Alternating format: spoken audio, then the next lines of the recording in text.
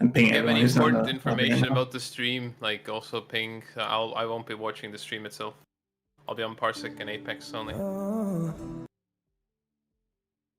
Right, ping you when we need to get your info. Yeah. Since Shiki's casting and camera manning, it's like it's gonna be information overload if he has to deal with everything.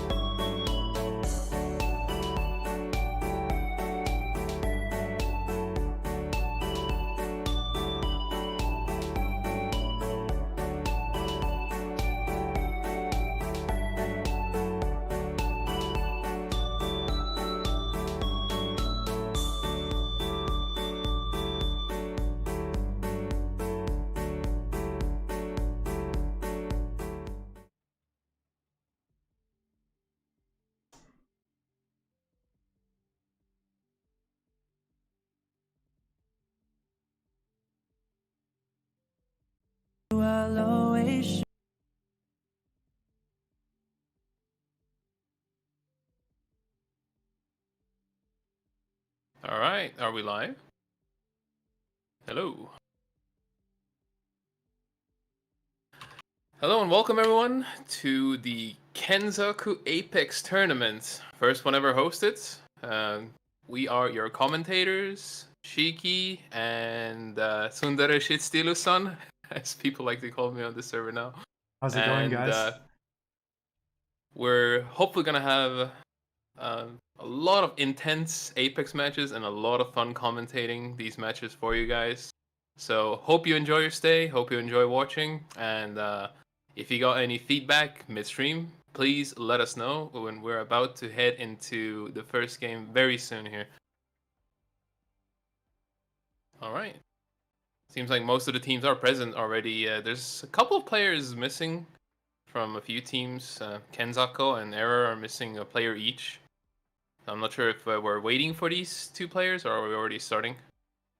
No clue, but I guess in the meantime, we should discuss about our initial thoughts. I mean, some of these players did participate in the scrim last night, and I'd like to hear what you personally think, Sundari, because personally for me, I mean, of course, we both pinned on our bets on 5 a.m. game with Junie, Reborn, and Crazy Rabbit Pecco, along with the fact that SOS had a very dominating game during scrims last night with Absolutely. Eggy was like very dominant, especially the previous game. He was like the constant kill leader, and I'm actually pretty excited to see what was going to go as well, because there are some people that seem like they're able to compete with the caliber. For example, Detol with Mifon also did a pretty spectacular performance as well. So clearly showing that, you know, this overall tournament doesn't have a one-sided match, and hopefully we'll have some exciting rounds to come.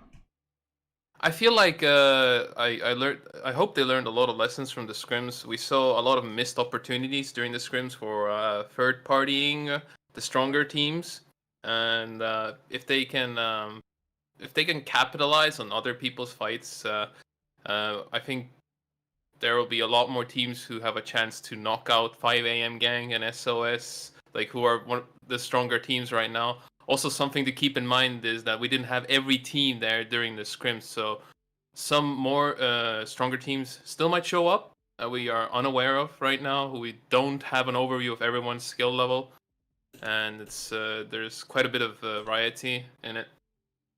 I imagine there might be more Diamond Master level players joining in. I have no idea if anyone's actually Predator level in these lobbies right now. What I remember, that'd be cool. From what I remember, Junie actually is ex-Pred, so we do have one Pred so far confirmed.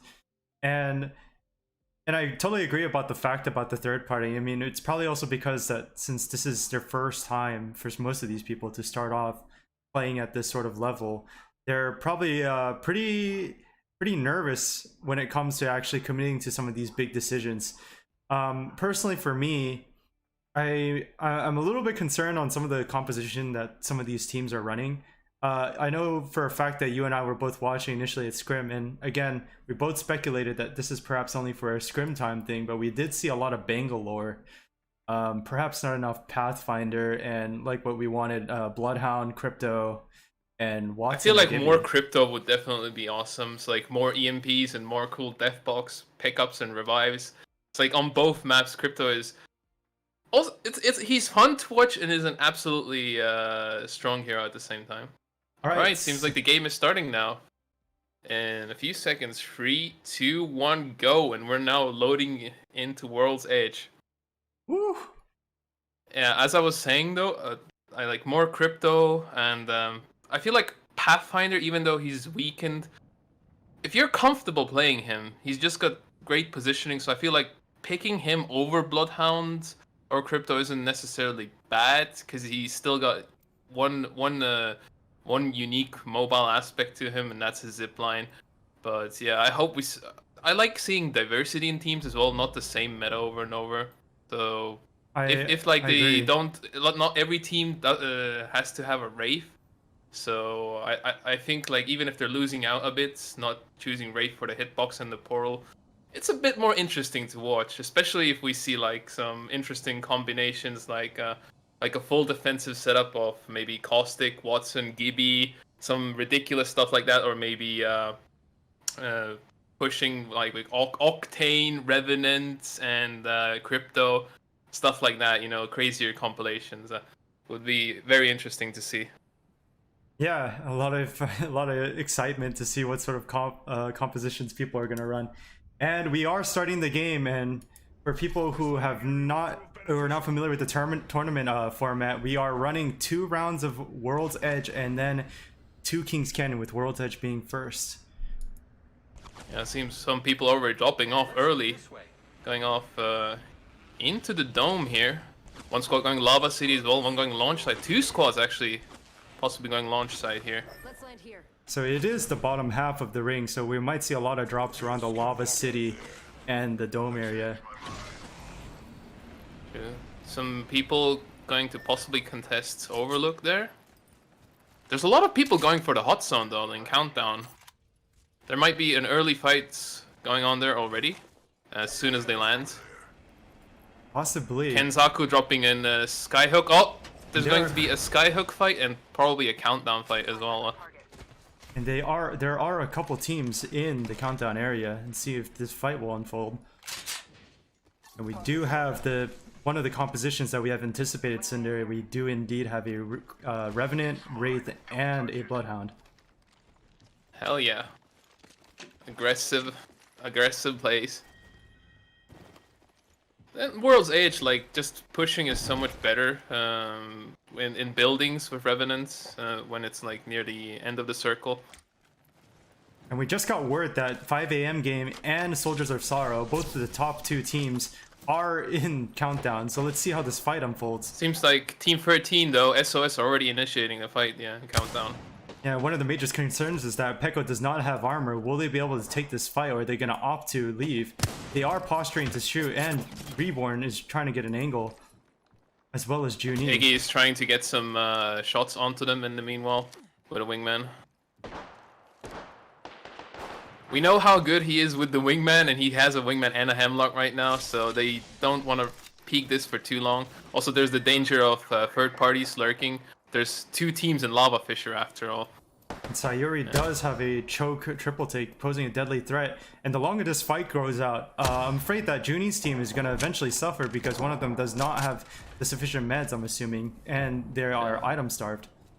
Meanwhile, there's also another fight going on in staging with Team 17 here. Anshanyo, they're being pincered in the building, losing high ground to the other team.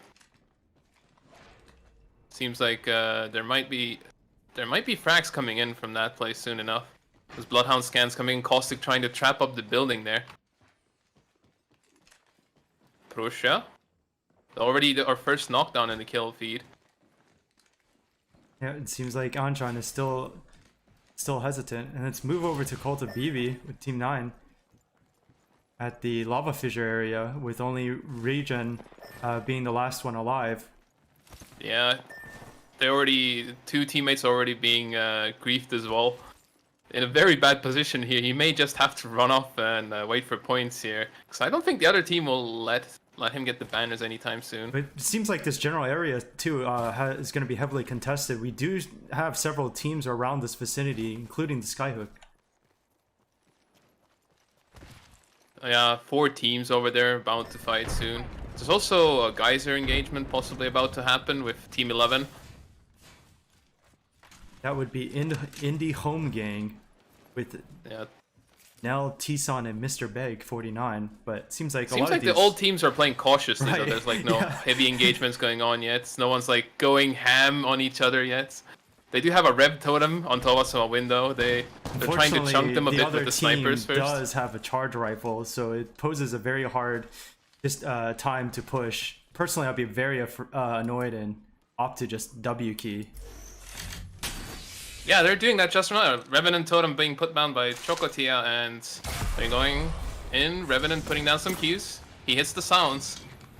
He's gonna try to get high ground on him, gonna get a different angle, and he's ready to prowler them down. The other Revenant trying to run, almost knocked already, as shields go down, chunked as well. They're in a really bad position. They're out in the open too, so, and Mr. Beg, the Revenant, ended up getting very he gets a knock though, from Beg, yeah. Now they're pushing the lifeline as well. Lifeline also getting knocked. Only 1 person remaining. And the enemy team there. He's gonna try to make a portal throw play.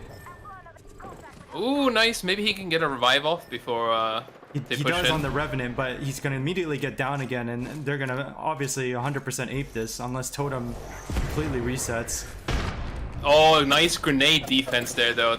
Tries to get a knock at the portal. Good effort, but I don't think it's gonna be enough as they're. He's just gonna have to make a run for it. He's 1v3, he's got no chance to get his teammates. But he's getting scanned by the Bloodhound, and you know how great Bloodhound is with finding people. Yeah, just wall hacks galore. Meanwhile, Team 18 and 15 engaging in Skyhook with each other.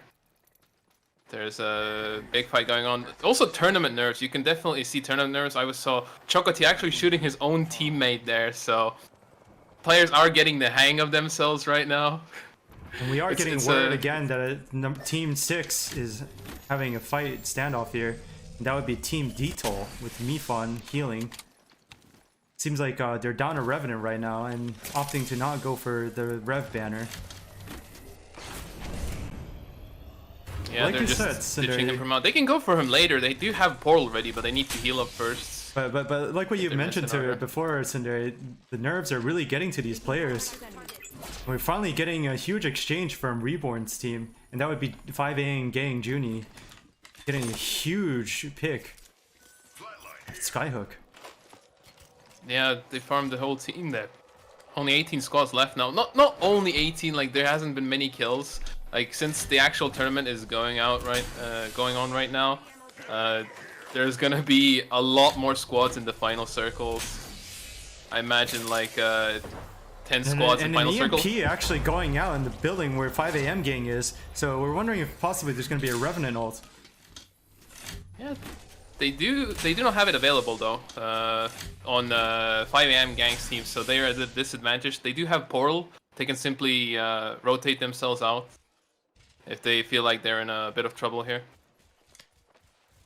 I feel like they're in a good position. They've got good buildings here with the bridge. There's Two that strong pesky buildings, crypto. and they've got the Wraith portal, so they should survive this either way. They're also one of the stronger teams right now, so it feels like they're pretty confident in staying here. The other team is relentless, though. They're just harassing them with the drone there. And we have Team Kusa Aim at staging right now. It seems like they're engaging one team on the low ground. I believe that might be Juni's team, but we could be wrong. They do have a Pathfinder, so it definitely isn't. Yeah, SOS getting sniped here. Pathfinder losing a bit of health, trying to find some cover. It seems like Pathfinder's not even sure where the shots are coming from yet. Oh, they realize now. They see the tracer rounds. The others do have high grounds. You're gonna have to be a little bit careful too, because the Ayatama currently does have a digital threat for the longbow. It is very effective at long ranges than catching people. True, they are putting the Kusa aim in their name to good use though, so could be chunking a lot more shields since they got the jump on SOS. I feel like they could have done a lot more damage here, especially since SOS were scrambling to find out their location. But now they know. Now they can do a counter push without any issues. Also, looking at Sayuri, she does have Revenant Totem available. They do choose to back off from that fight though. Alright, well it seems like we got word from Skyhook being potentially a big fight going on. And as we know, it is still 18 squads and round 2 ring. They might have like a choke point in the tunnel, like oh, big fight going on in Fragment right now though. Revenant Totem on Team Deskun, minus 10 HP here. Team 5 trying to heal themselves up. Revenant going low on health. Bloodhound trying to get a knock. Phase out. But their health is overall low, so they might not be able to commit to this sometime. Opting to do the safer route. Nice shots coming out from Bloodhound there, but the enemy Wraith just portals away. And they get high grounds into safety on the other side there. But again, meanwhile, a lot Team of these 15 fights, also rotating into Fragment apparently. It seems like a lot of these Kenzoku. fights aren't decisive here for the most part. It's just, again, like everyone's it's a very big game of chicken so far. Yeah, still 18 squads left, and the second circle is about to close soon. They're playing very carefully and very conservatively. Seems like near Skyhook in the tunnels there's a fight about to happen though, as they're trying to gatekeep over there. I mean, the tunnel area in this place particularly is very, very difficult to even hold. And it seems like a crypto wall is being popped, but immediately being shot down. No, they might be able to. They might engage in this overall fight. 5 AM gang is gonna lose a lot of shields to this. So there are potentially 2 teams in this area, and there's a Pathfinder zip up ahead. Yeah, they back off immediately. 5 AM gang is like, okay, there's too many teams. Let's go the other way. Let's go into safety. But there's still more teams at Fragment. They're going to be pincered here if they stay. And it's only gonna get worse once this ring closes. And you see right here, the timer for ring 2 is coming out. Yeah, they don't have circle position. It's really hard to get it dissolved. They have so many teams in their way, and 3 teams at the front, 2 at the back.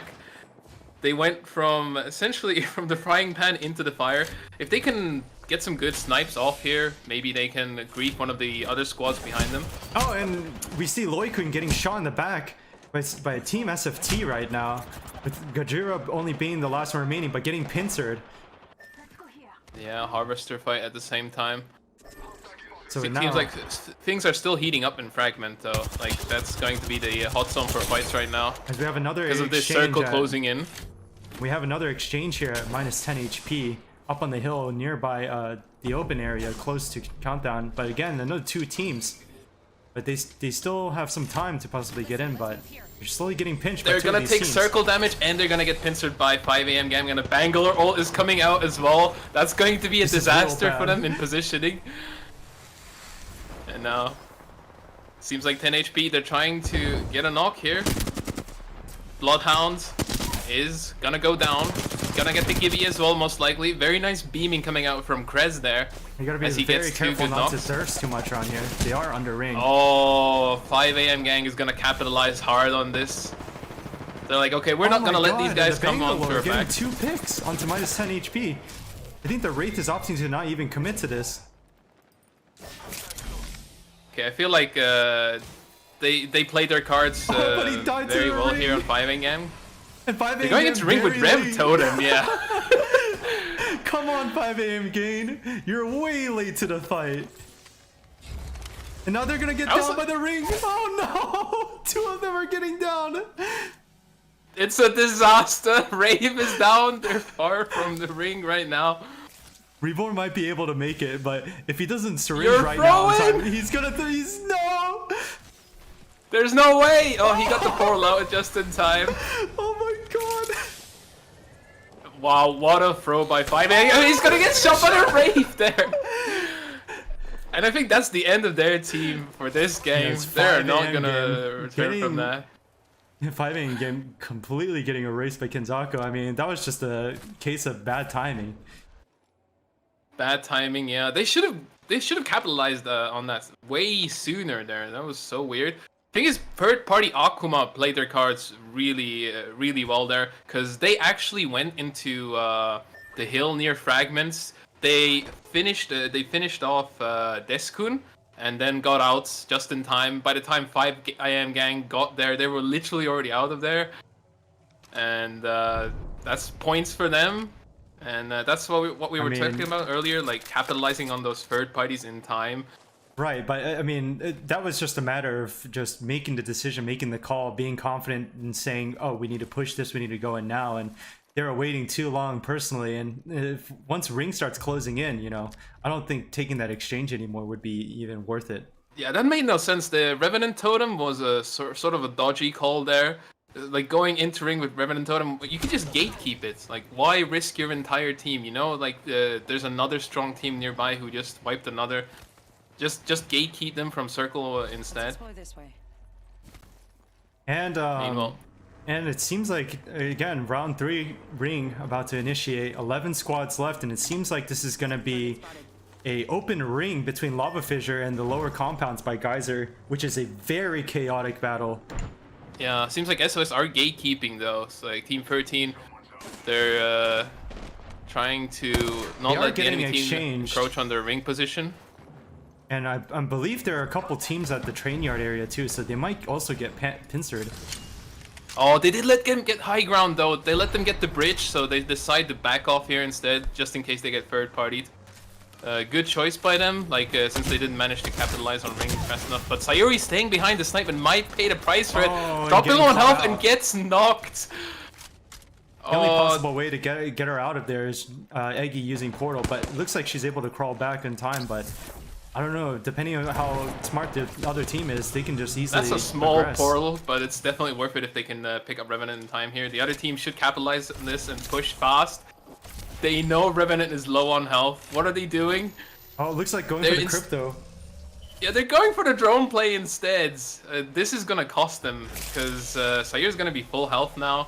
Pathfinder also gonna have time to heal, but the drone EMP is coming out. Eggy instantly popping the Q to get away there. Question is, are they gonna engage? But they're only far away and they're not even walking forward. It seems like they're playing very timid here again. Eventually, people are gonna start coming to the source of fire and just... Yeah, they let their drone get destroyed as well. Their vision is gone, and now third parties are about to happen soon enough. Seems like there's a cluster truck about to happen in Countdown as well at the same time. As a third party Akuma there, Team 12, gonna meet up. Never mind. Gonna meet up with some others. They're gonna try to hold this position and snipe, but they need to make their way towards ring at some point. And we will see a lot of people going down eventually when these 45 seconds goes up too. And again, because this is a very open area. We do have Cult of BB here with Regen. Poor Regen being the only one as a rat. AKM Team 2 getting engaged on right now though. There's a rev push coming out. Oh, and they drop down so quickly in the house. They picked the worst position to be in there. As SOS simply mows them down with the Rev Ultimate. Good play by Team SOS there. Another engagement now near Countdown. Evo shield here. Level 3. They're trying to get ring position here. We do see a pick from Sora now from Akuma. The TSW being completely right under them. Yeah, they're trying to desperately hold this ring position. They were the first ones to get here. But it seems really like Akuma coming in strong is like, we don't care, we're taking this spot. As they completely roll over Osawa win. And they're eliminated. Only 5 squads left now. And it seems like all of the existing squads have their fair share of kills. We have Kusaem holding on the big building here. Bangalore gets rest on Akuma's side as well. Low on health though, doesn't have time to heal up. As an engagement in the house turns into a disaster. 2 of them are already knocked in lifeline. Left to fend for herself. That is not good. Goes down in a 1v3 at the end there, and they've got a house set up with they've got both a lifeline and a Watson here, so they've got a really good position to set up in this house, but they're gonna have to move away from it eventually due to ring position. And eventually Watson is going to be very crucial in this because his ring is very small, nowhere else to really hide. SOS looking to try to get some kind of snipe pick off with their hemlocks. They need to get like a good chunk on 1 or 2 people, or possibly get a knock so they can push for ring position, because they have like a good position in the terms of they're not in they're not gonna get pincered. Oh, Eggy, is he gonna get the Kraber here? And now the Kraber play is online. All they need is 1 headshot and they can go push for ring position immediately. The only thing is there's 38 seconds left too. Eventually they need to move up. Obviously, as a rev team, you don't have the luxury of just settling in a place because you don't have any denial champions. But they really need to get the ring position before they revolt. Or they need to revolt now or save it for ring. And it seems like he's going for the snipes. Can they get the Kraber shot in here? Misses the shot onto the lifeline. Now the lifeline is alert, but getting a couple of shots from Sari. Oh, he gets a pick! Very nice. Time to push, perhaps? Eggy considering going in. Not quite confident yet due to the Watson setup, but now they're going in. Sayuri leading the charge into the house. They're gonna try to get high ground on it though. Enemy Wraith weaving and dodging, gonna try to take down as many shields as possible. Pathfinder grappling away from the Mastiff there. Revenant Totem being put down by Sayuri, very well played. Now they're gonna go inside the house. The Watson fences though, blocking them off. He's still going to walk into it as the enemy Watson gets the heal off, sends Pathfinder back to the totem.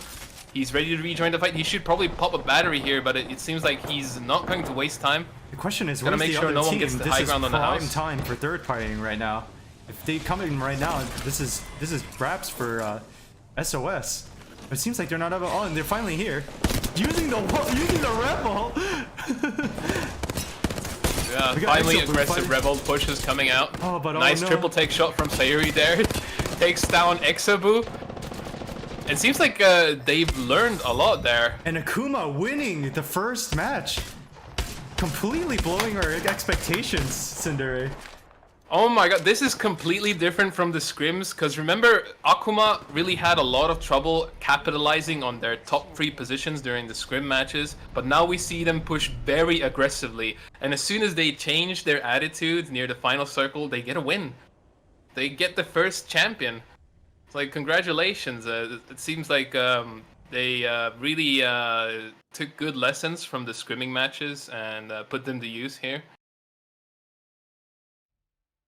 I didn't expect him to win that. I was like, SOS in a strong position, but as soon as I saw like the fight drag on at the end there, I was like, okay, it seems like there's no Rev ultimate. They're all low on health on SOS. This is the time for Akuma to finally capitalize. They had a good position in Lava Fisher. If they mess this up, they're gonna lose again. They're gonna get top 2 again, or top 3. But this time they were like, okay boys, let's go in. We have the tools, we have the health. Let's go wipe them out, and they succeeded just fantastically. So very nice to see there. Yeah, so congratulations Team Akuma for the first win. Let's take a look at the stats here overall. And it seems like the stats are pretty low actually. I mean, we do have Team SOS totaling 9 kills. I believe that's the most overall in the server as a team, with with the first team, Akuma, first place, getting 7 overall. But clearly, you can see that Soldiers of Sorrow doing a lot of damage. A lot of damage, quite a few kills as well. I mean, they got a lot of points from the match. They got second place and a lot of kills, so they're in a good position from here. Akuma just coming out slightly ahead. That's like what, 19 points from the first match with the win Yes. and 7 kills. It is indeed 19 points. Just as something to point out too, we do. Let's see, if we take a look closely into the stats, I believe Junie's team was fairly low. If we look here, I'm struggling to find it in the. We see it right here. They were placed 17th, or sorry, 12th, and you know, obviously we didn't expect that. But again, these teams have 3 more matches, a lot more opportunity to come back, especially with the point system that is implemented. So hopefully we'll see a nice comeback from Junie's team. Yeah, not the desired outcome this game. Who was the? I guess the Prussia also on third party Akuma. Prussia was the one that impressed me a lot because when they were having that fragment fight, and I think it was team minus 10 HP. Deskun minus 10 HP.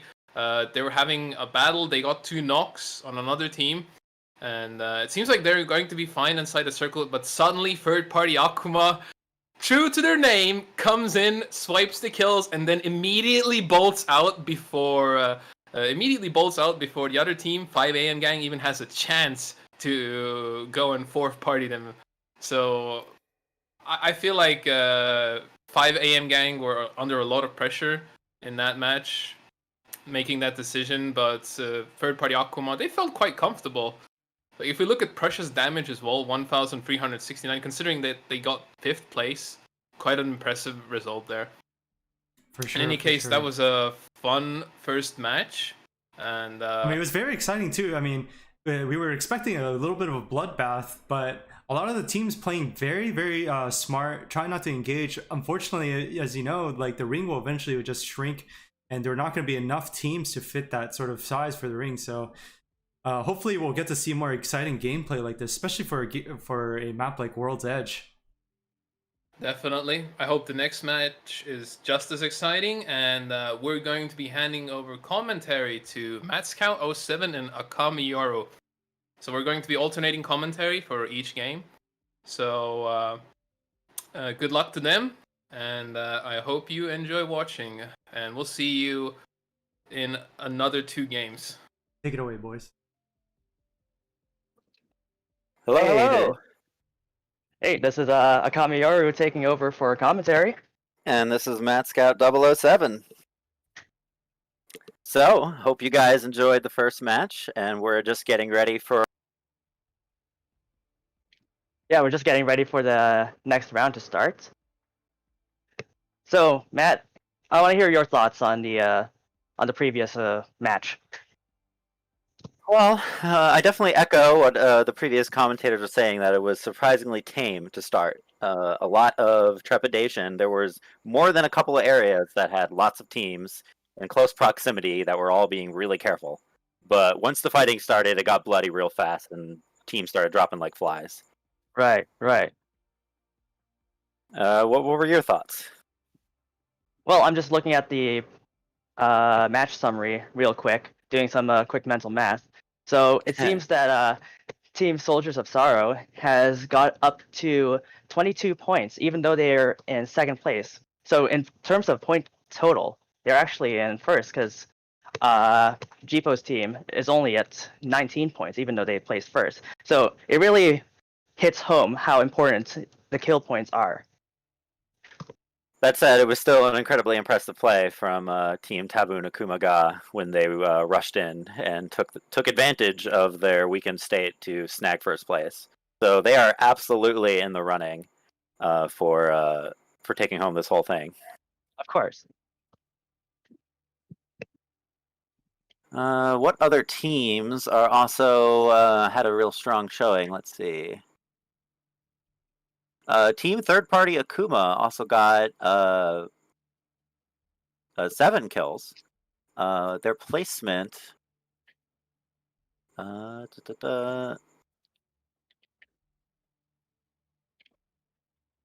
I don't quite remember, but they got a good chunk of kills there. So they're probably a team to watch as well.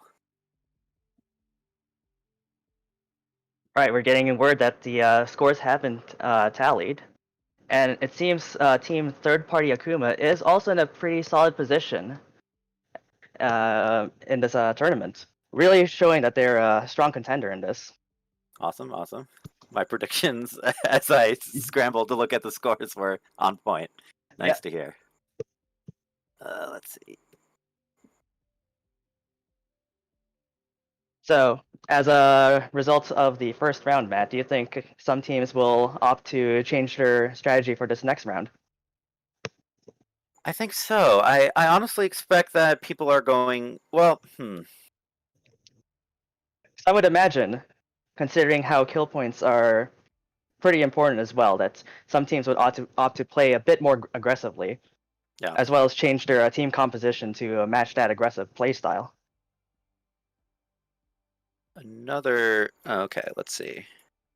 We're taking a look at the stat sheet now. These we're assembling the stuff as we go.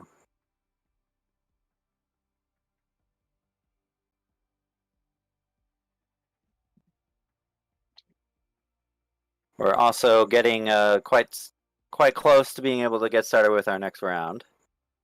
So just hang on tight.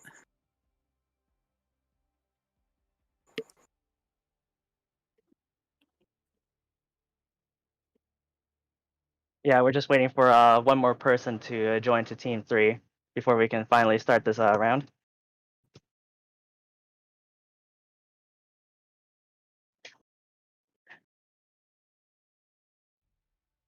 All right, we are almost there.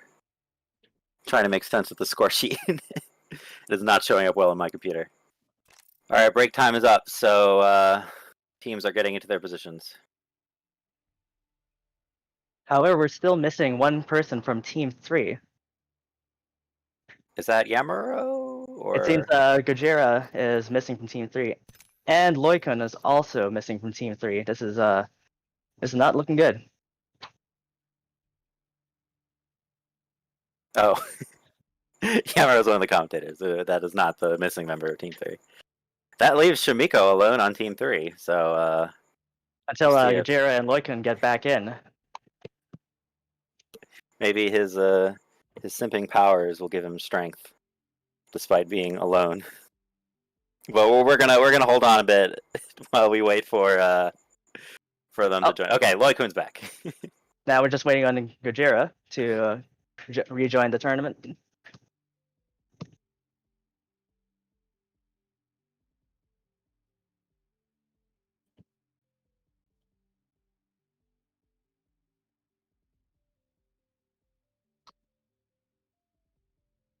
Okay, now these scores are correct. All right, so yeah, so in the oh, wait. According to this, Tabu and Akuma Ga is actually 1 point ahead of Soldiers of Sorrow. Oh, So interesting. their score is 19. It seems my mental math failed me. That's okay. But yeah, they're actually 1 point ahead of Soldiers of Sorrow. So sniping first place really did make a big deal for them.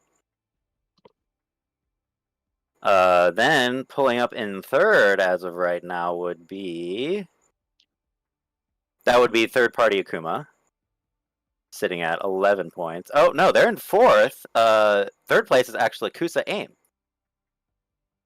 So those are the top 4 teams to keep an eye on going into our next round.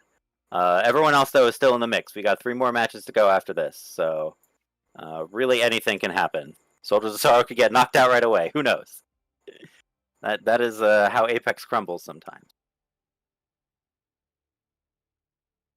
Right, but this is still round 2. Anything can happen. Mm-hmm. Even a team in last place can really surprise us in this next round. Yeah, absolutely. So let's talk about the crafting system. Have you gotten to have much experience with it so far? I have. So How do you feel about it really is a good opportunity to get items that you would think would be required in an upcoming match. So it really adds a new spin to looting a new place if you find a replicator in that area. It also has the nice effect of removing a couple of the items from being in the loot pool that you can find on the ground. Right. So it's even a balancing element, some would say. Right now, I believe that the weapon that's available in crafting is the longbow, which is not terribly popular. I feel like it's kind of middling. Most people want the Sentinel for its one-shot or shield-piercing potential, or the triple take for its pseudo-shotgun properties. That said, if we're talking about snipers, yes. Yeah. The Skull Piercer, though, is in the crafting, which means that all the Wingman bros in there might be pretty pleased about that. So Longbow not very exciting, but Skull Piercer might be. So keep an eye out for that. Right. I'm not sure if a lot of the teams participating in this tournament are confident in wielding the wingman. We'll see how many people try to replicate Toa's recent success in using the good old revolver. Looks like we have a third player in Team 3 now, so we are probably going to be getting started soon. This is a sub coming in. So that is Scarlet ID coming in for Gojira on Team 3, Sate Desuyo. Otherwise, we are good to go to start round 2 of the Kenzoku Portal Apex tournament. Once again, it's going to take place on World's Edge. Yep. We will be having the final 2 matches at Kings Canyon. So wrap it up with the slightly smaller map. So for the teams who are confident with World's Edge, now's the time to shine. Really show your stuff. And never give up. Of course. It's only round 2. Anything can happen. Yep. All right. Just waiting in on that start.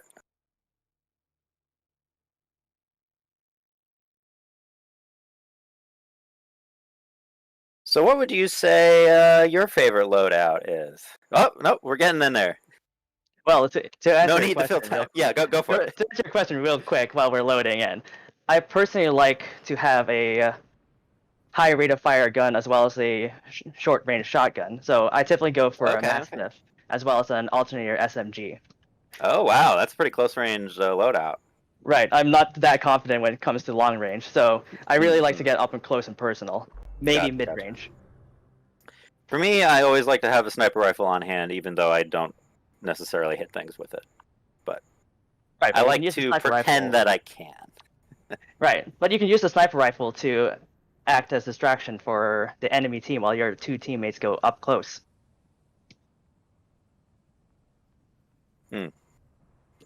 Exactly. Providing the cover fire can really help in those tense engagements. Right. All right, the map is loading, and we will be getting started shortly.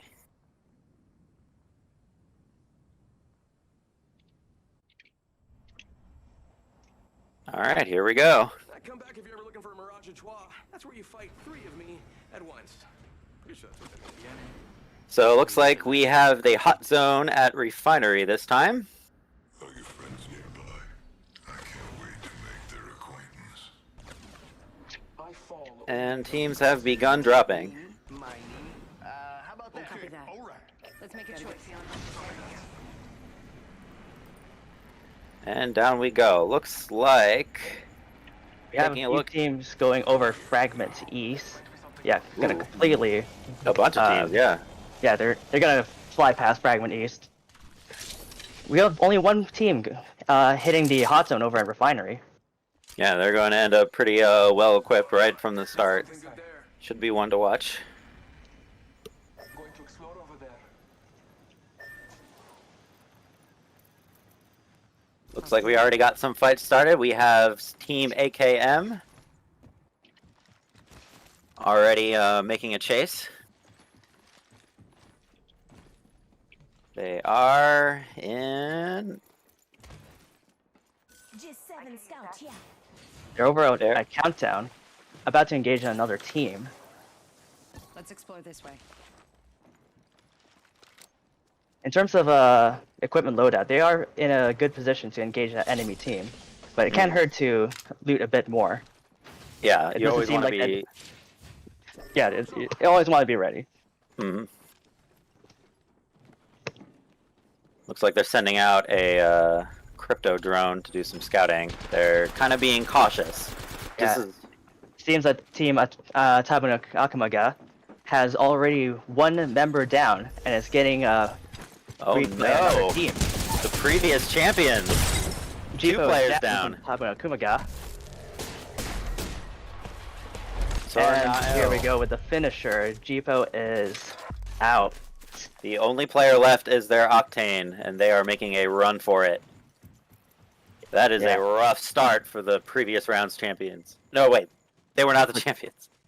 Yeah, but it doesn't seem like that Octane will be getting those death boxes anytime soon. No, he is out of there and going to do his best to last as long as he can. In the meantime, you got eyes on Simpin for Toa here. Over at Geyser,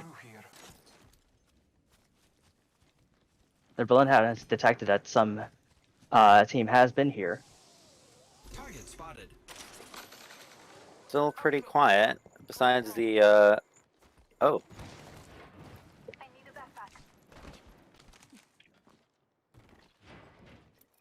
Devotion, yeah. Oh, we Team got Meat Team Shields. Meat Shields. Yeah, they're retreating from an enemy team. They are in the tunnel south of Train Yard.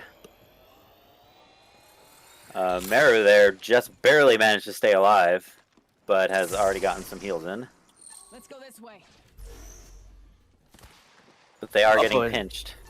Yeah, there's Things are about to get real ugly. yeah, they got detected by an enemy Bloodhound. You're gonna run away from that enemy Bloodhound. As they are getting chased by an EMP. Looks like they are managing to break off though, and the other two teams seem caught up while they escape from the battle. Right. Well done by Team really- Meatfields. Really turned that pincer around for them. Team 11 just got engaged on and has been completely wiped out, so Toa-sama Win is out. They are the first team to be eliminated. We got Team Indie Home Gang engaging an enemy team. Already two members are down. Now Desu trying their best, but the enemy knows where they are. Trying to throw some frags to distract the enemy, but we got a Bloodhound sonar out. Yeah, It is team. it is not looking good for Neldesu. Neldesu making a tactical retreat. As the only survivor. That was Team Sate Deso Yo who got those 2 kills with Loikun grabbing both of those. Yeah, Neldesu is just out of there. They are not prepared to face off against that enemy team. That leaves us with 2 single-player teams. Yeah, it seems that like in the scrims, Neldesu is back to ratting. Wait, Matt, didn't Neldesu also rat in the previous round? That's right, that's right. He is an impressive survivor, so that is a rat to keep an eye on. Right. So in terms of getting a good placement, Neldesu is an expert, but in terms of getting kills, he's gonna have to try a little harder.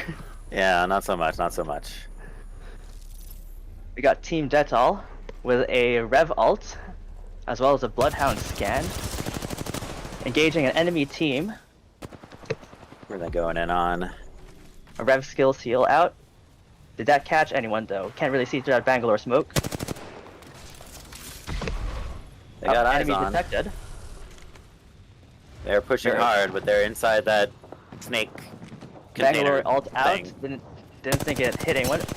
Oh, Can Kevin Limum really get that enemy? Pushing chasing hard. it. That is some impressive running. Oh, we got another engagement. We're looking at Praise the Sun engaging an enemy team over on the rooftop, but the enemy team sees them. Are they fighting the same folks that were attacking the Bloodhound there? Okay. Yeah, Praise yeah, the Sun Matt, is you're a right. third party. Yeah, So that Bloodhound actually managed to escape. The person that we were watching being chased was APX from Simping for Toa, and that is actually our third single player rat for the round. So Enemy over there. 3 solo players. we're getting a lot of rats this round, aren't we, Matt? Yeah. There has still only been one team that has been entirely wiped. Oh, you're right. We're only at 19 squads. But round 1 is closing fairly soon, in about half a minute. So things can change up before the next ring.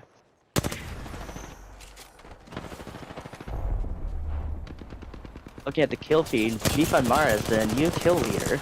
Team Praise the Sun is moving in. Some impressive P9090 shots there.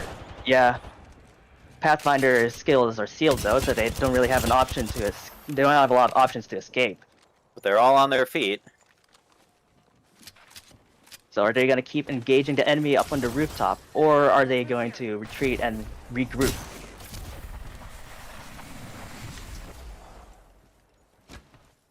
Well, thanks to that Wraith ult, they are going to retreat back down into the ravine and try and regroup. Yeah, Moonlight really taking advantage of that P2020 hammer points in that last fight. Just the absolute terror of that sound as he just gunned down the other team as they tried to get away with no body Definitely. shields. Definitely impressive.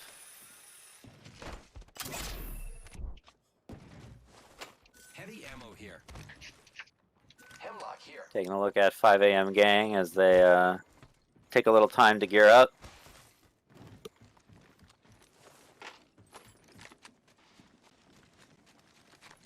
Seems like we're in a little bit of a lull. Yeah, As really not we, much going on.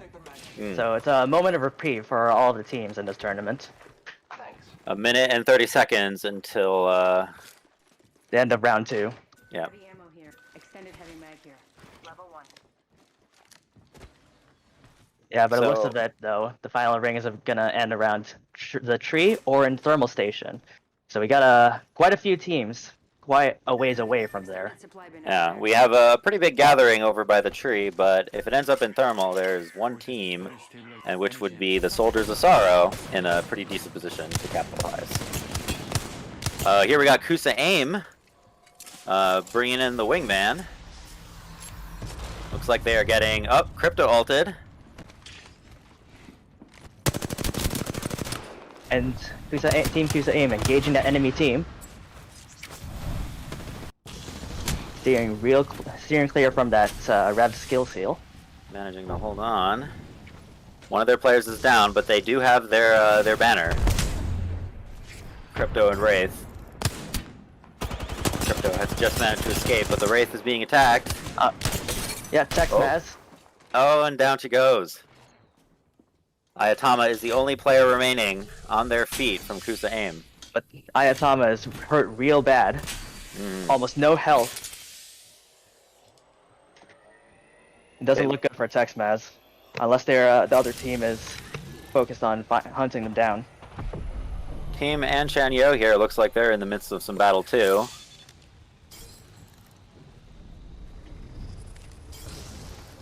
Looks like they're being careful. Yeah, And it seems they're getting caught by the ring. That's rough. In fact, there is a lot of teams that are getting Yeah, caught team- out. Yeah, Team Anshan Yo's health is just getting evaporated while being outside of the ring. And they do not have an easy path back into the back into the match. They don't have an Octane nor a Pathfinder. It doesn't look good. No, and they there's, want to get back into the ring. there's another team stuck there too.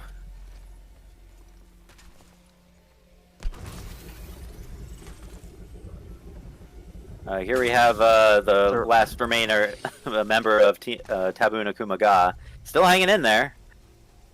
Yep, just making it into the ring, unlike quite a few teams still outside. Deskun went down to ring, so a sad end for Deskun. I'm sure Deskun is 5 suffering. a.m. gang. Oh Looks like no! they're not. Oh, AM gang died to the ring. an auspicious Quite end. unfortunate. Here we have Sate Desuyo. Looks like they were in the midst of a rev alt. Who are they charging in on? It seems Team Anchanyo is about to meet the same fate. Team Anchanyo also died to the ring. Oh, We This have is a particularly deadly ring this time. A lot of teams not really paying attention to where the ring's going to be pushing in on them. Right. We had quite a few teams outside, like clearly outside the ring, and quite a ways away from the next one. I think I counted about 4 teams outside, not paying attention to the about ring 4, position. yeah. Here we have. So, seems that we have just received word that Eggy from Soldiers of Sorrow went down. They are left with only 2 players left. That is surprising. Hostile close. Copy that. And just as a heads up that Team Error engaging an enemy team. Their Bloodhound's down. Although that enemy team. they are pushing. The Revenant is down too. Just the Wraith. Only player left standing. And not turn this around. Gotta hide inside, revive their teammates. So it's a moment of reprieve for Team Error here. Yeah, looks like they're going to be able to stay alive for just a bit longer. Not reviving Void Roses. And all of the team members of Team Error are back up. Yeah, Void Rose is gonna use that Phoenix unit. surviving a pretty dangerous push. Yeah, seems that enemy team didn't take that opportunity to take down Team Knox. Dtall moving in on another team. They are also rev ulting and looks like they're going to charge. Bloodhound to Sonar goes out. All three of the enemy team members have been spotted. The enemy Wraith has escaped, but the other 2 enemy team members have been caught by Team Dtall. And that was Team Kenzoku with Asura being the... Oh, and Asura's been caught out as well. Chase. Team Sate Desuyo.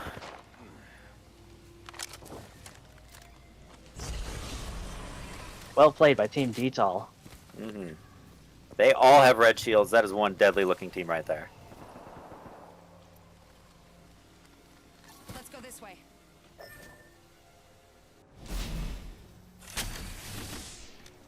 Oh, here you have like we Team got Team Yago getting Yago. chased by the ring.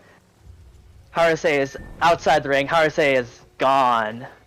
Oh no. That just leaves Walk and Anchovy. Oh, Matt, we're receiving word that Shamiko has died to the ring. Oh no! It's here. His money could not protect him. So sad. Yes. A moment of silence for Shamiko. No. We receive word that no moment The of silence. admin has said that we are not allowed to have a moment of silence for Shamiko. Soldiers Oh, of team- Sorrow. Only one person, Camarivo, is the only one left from Team Soldiers of Sorrow. Truly shocking. And engaging an enemy team, Bloodhound Making a good Sonar show for has himself. him. Armor's looking real low. Still got all his health though. Still a deadly opponent, even if he is alone. If this enemy team comes and pushes Camarivo, it's all over for Team They may Soldiers not of know Sorrow. that he's alone. He's just giving him a chance to heal up. Wow. Yeah, Camarivo's armor is pretty much back. And there it is. Team Yago has managed to recover their 3rd player. Is over here. Saved from the clutches of the ring. And Dtall looks like they were rev ulting. They're Getting getting ready to move push. in. Dtall wants to knock Conoribo out, it looks like. Just finally in the Soldiers of Sorrow's chances at trying to get a higher placement here. So they are not really pushing very much. They seem to be They're taking it really sticking. conservatively. Yeah, there goes Like the you ult. say. Red Wall going with a Wraith Portal. Yeah, that was not sure what was going on there, but they seem to get cold feet. Which is surprising Meanwhile- considering everyone in that team has red armor. Yeah, So they should feel safe going in to push. but they really are playing it close to the vest here. And Maribo However, hiding away from the rest of the team.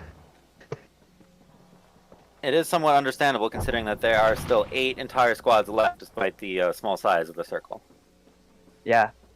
It seems Camaribo's plan here is to rat it out, get a high placement, to try and secure, keep that lead. Missed that Kraber shot. Oh, there it is.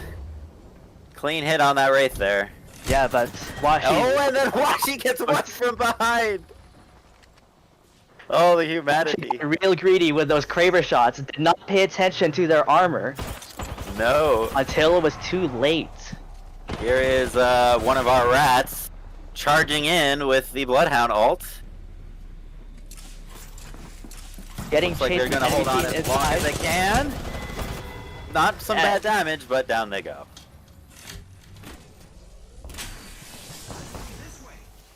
Hostile right here. Team Detol. Team SOS with their one player. It Yeah, seems like Kamaribo previous- ratting as hard as possible, and as another team just completely ignores him, does not pay attention to their surroundings, and walks right past. Team SOS, despite losing 2 of their players, are going to end up with a much higher placement thanks to people just ignoring him. or just not paying attention. Either Yeah. way, Team Soldiers of Sorrow is getting really lucky with this. Mhm. We can expect them to get another high placement if Camaribo continues to rat. And he's certainly doing it well. Oh, Looks like the ring will be closing up outside, just outside the tree, out in the open. It looks like the insides will not be safe in the ring once the ring closes up. here is Team Error. Looks like they have just been rev ulting. They are pushing in on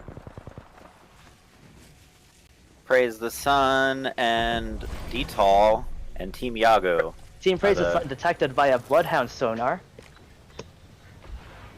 from Team Detol. Detol up into rooftops.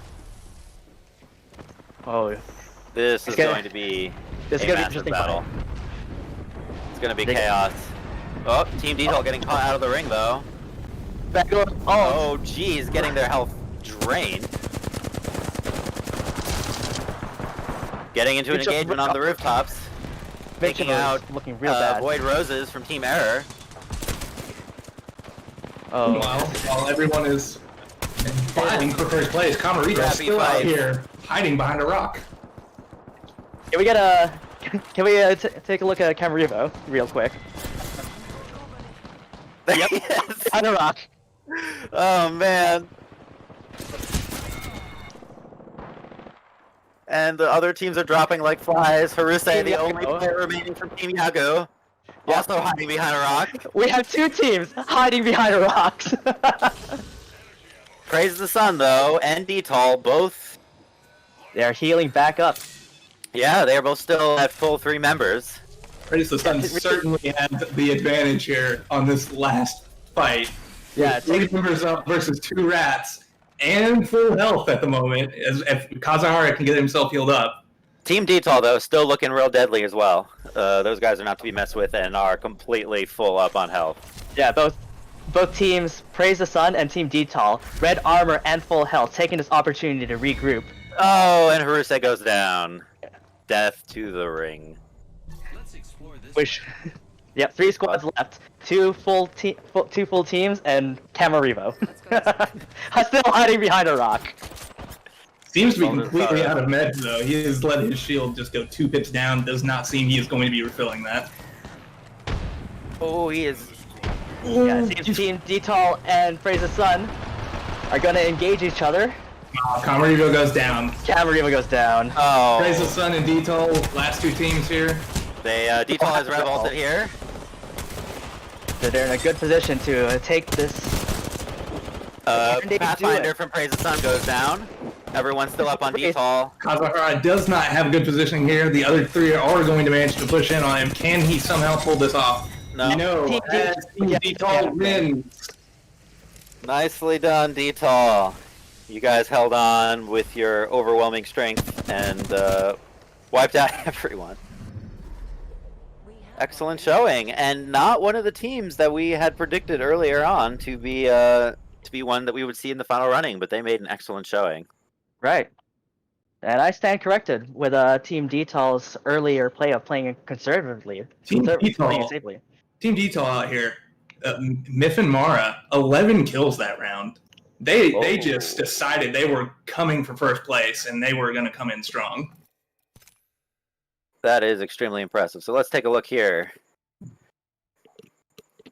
Yes, Team Detoll. Wow. That's an amazing amount of team kills. Mifun Mara with 11 kills and 2,400 total damage, the most damage out of anyone in this round. That is a total of 17 kills and a first place finish. Where has Team Detoll been? Because they definitely came and showed up just now. That is crazy. real just dark horse here. Wow. Freaking Kevin as well, 2,000 damage there. That team came out to play. Oh, yeah. They are going to be a threat, and I am sure they just shot up on the leaderboards. Speaking of which, another impressive top performer, SOS, who were previously in second place, while they did finish third, which is definitely good for their score, a lot less kills than they usually are used to having. So It might have to do with the fact that two of their members went out fairly earlier than they wanted to. Another upset was Taboo Nakuma Ga.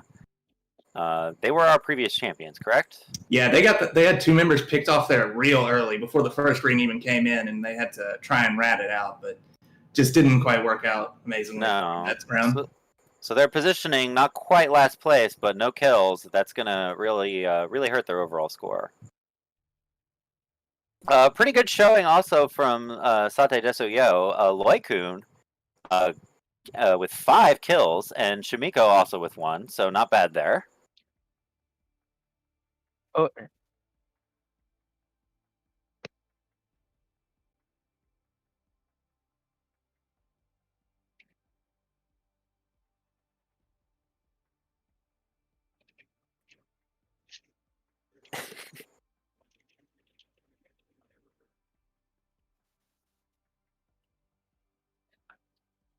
yeah, we're just tallying up the points right now, getting ready for round 3. We will let you guys know. Matt, I'm just gonna mention the elephant in the room here. So we had quite a few teams just ratted out for a good chunk of that round. Yes, that was especially Camarivo from Team Soldiers of Sorrow, ending up in third place with the rat tactics. Absolutely incredible. That is a lot of points stolen from other teams just by hanging out behind a rock. Although, to be fair, he wasn't afraid to be aggressive and definitely got some damage on. He kept some teams at bay, despite the fact that that he was alone.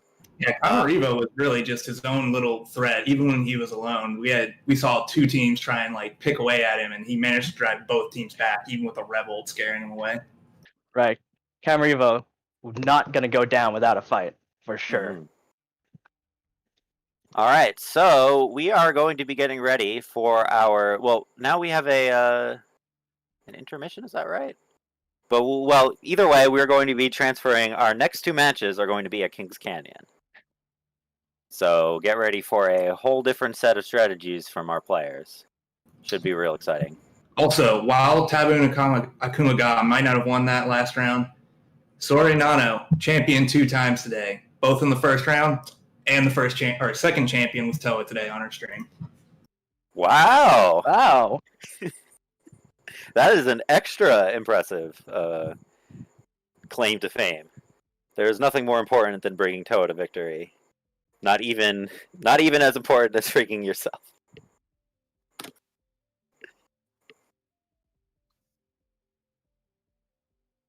And Nell from team. Oh, Neldesu, our master rat, only bringing their team up to 16th place.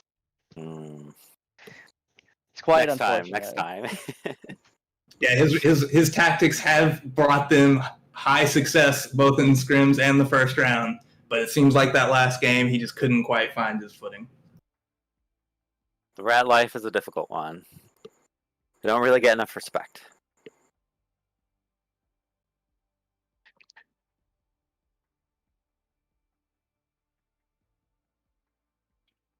All right. Are the scores in yet? Let's see. Almost. Almost. We're getting there. Takes a little bit of time, folks. The spectator systems and stat tracking is cool, but not necessarily easy to use. Stat machine not functional.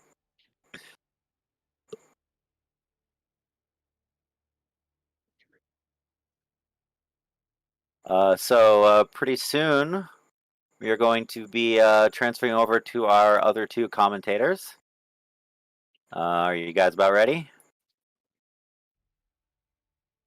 And here they come, Shiki and Thunderstyle. Alright, we're gonna hand it over to them. See you guys Hello, later. hello again.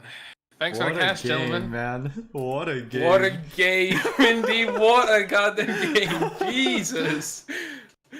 Oh, well done to the commentators and well done to the players. Detail coming out, putting themselves on the map like a damn blip, like a huge blip. Like Mifan, 2.4k damage, Yeah, 11 I'm saying, kills. dude, people are sleeping What on was me. that?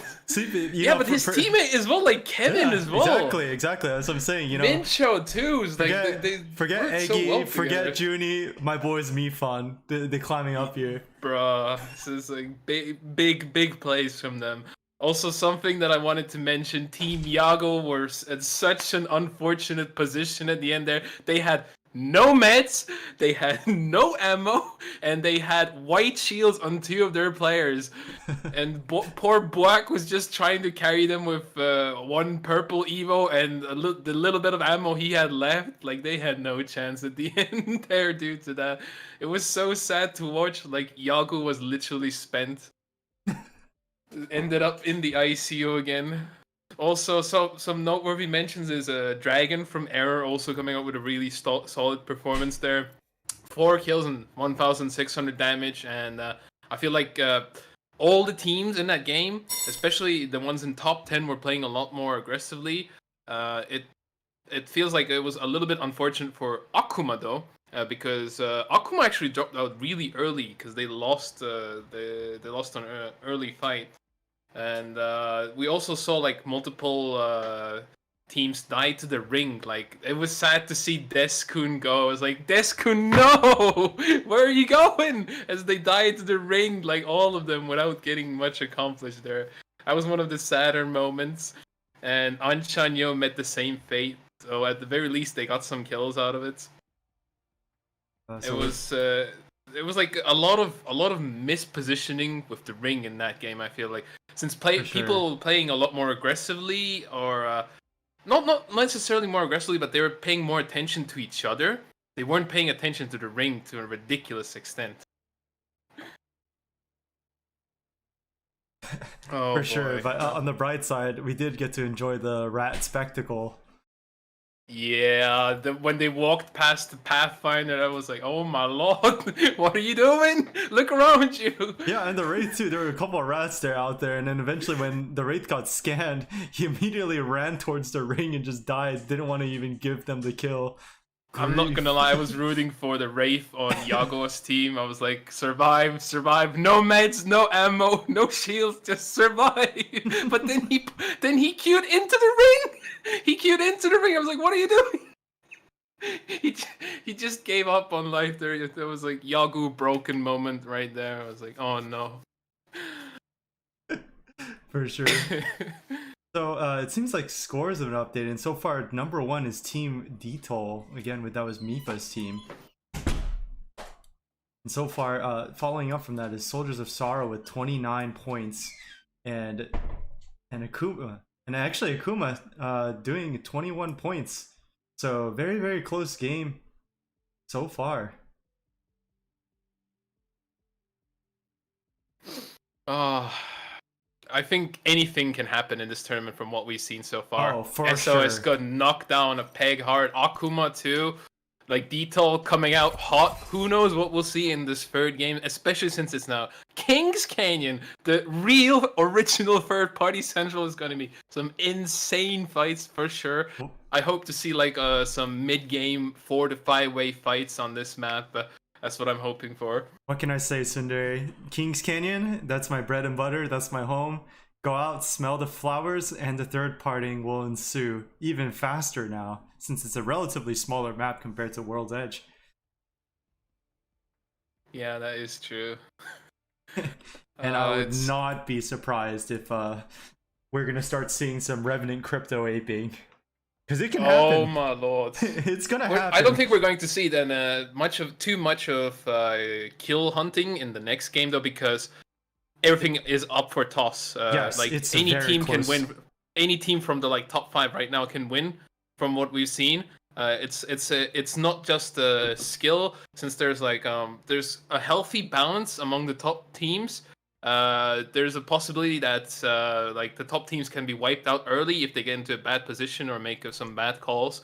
So it is up for grabs at this point, and it seems like everyone is hungry. Like everyone still has their hopes high for winning right now. So we're gonna see some big brain plays hopefully. Oh yeah, I mean these guys are gonna be clawing for that win, you know? Like especially for Kings Canyon, like the momentum can shift anywhere. I mean, you can have one fight go on, and it's soon immediately after you're going to start seeing 3-4 teams converging that location. You know, it's just, and that's just the reality of Kings Canyon. You know, there's not buildings like in World's Edge that can really save you from anything. Bob, it's World's Edge no ring. Fix, please, thank you. Let's go. I forgot we remade the lobby.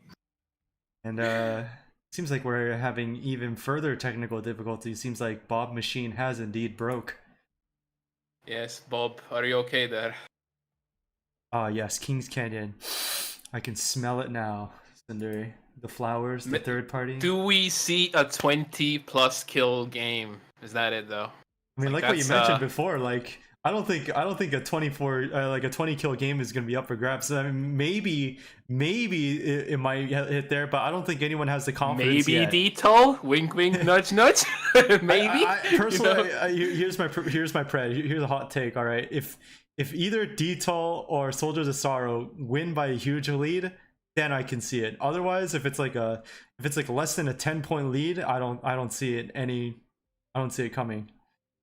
Sorry, not 10-point lead, at least 15 points. Yeah, I think they're not gonna go for a risky play like that this next game. But like, let's say one team gets an overwhelming lead, like maybe Detail this next game, like maybe then they could go for a kill race game. But right now, yeah, it's too up for grabs. I agree, but one can dream. You know, we did see 17 kills out of freaking nowhere.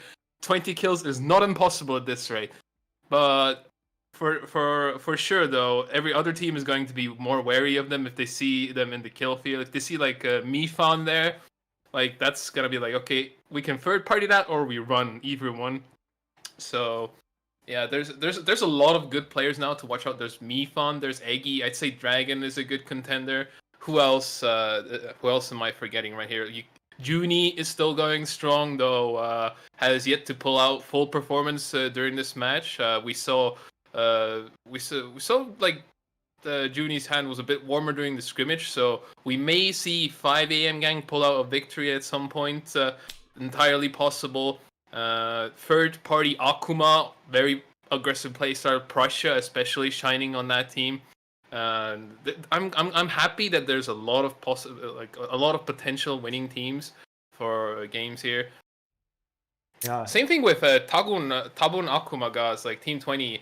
Exobus, like I've had like Exobu, Sora, and Jipo, like at the very least, like I haven't felt like a overwhelming mechanical skill, but they move together as a team. Whatever decision they take it together as a team, and that's something important. I feel it's like whatever decision you make, you're in synchronization with your team, and that makes up for a lot of other gaps in your play. Oh, absolutely. I mean, the game overall, you know, even if you are lacking some of the departments in aim, especially, I mean, in the end, the game is based off of both RNG and just the ring locations. You know, you're never gonna know. And what's really important overall is if you can get that end game ring and just settle down, kills will eventually come to you. No matter, you know, if your aim is not even up to par, you still have the opportunity. So yeah, it's going to be great. I feel it in my bones.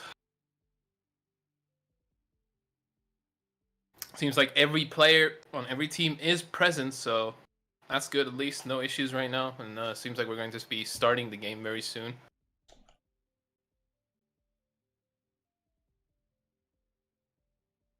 All right. Looks like one of our members from Team Toasama Win is having some internet issues. They are rebooting the router at the moment. All right.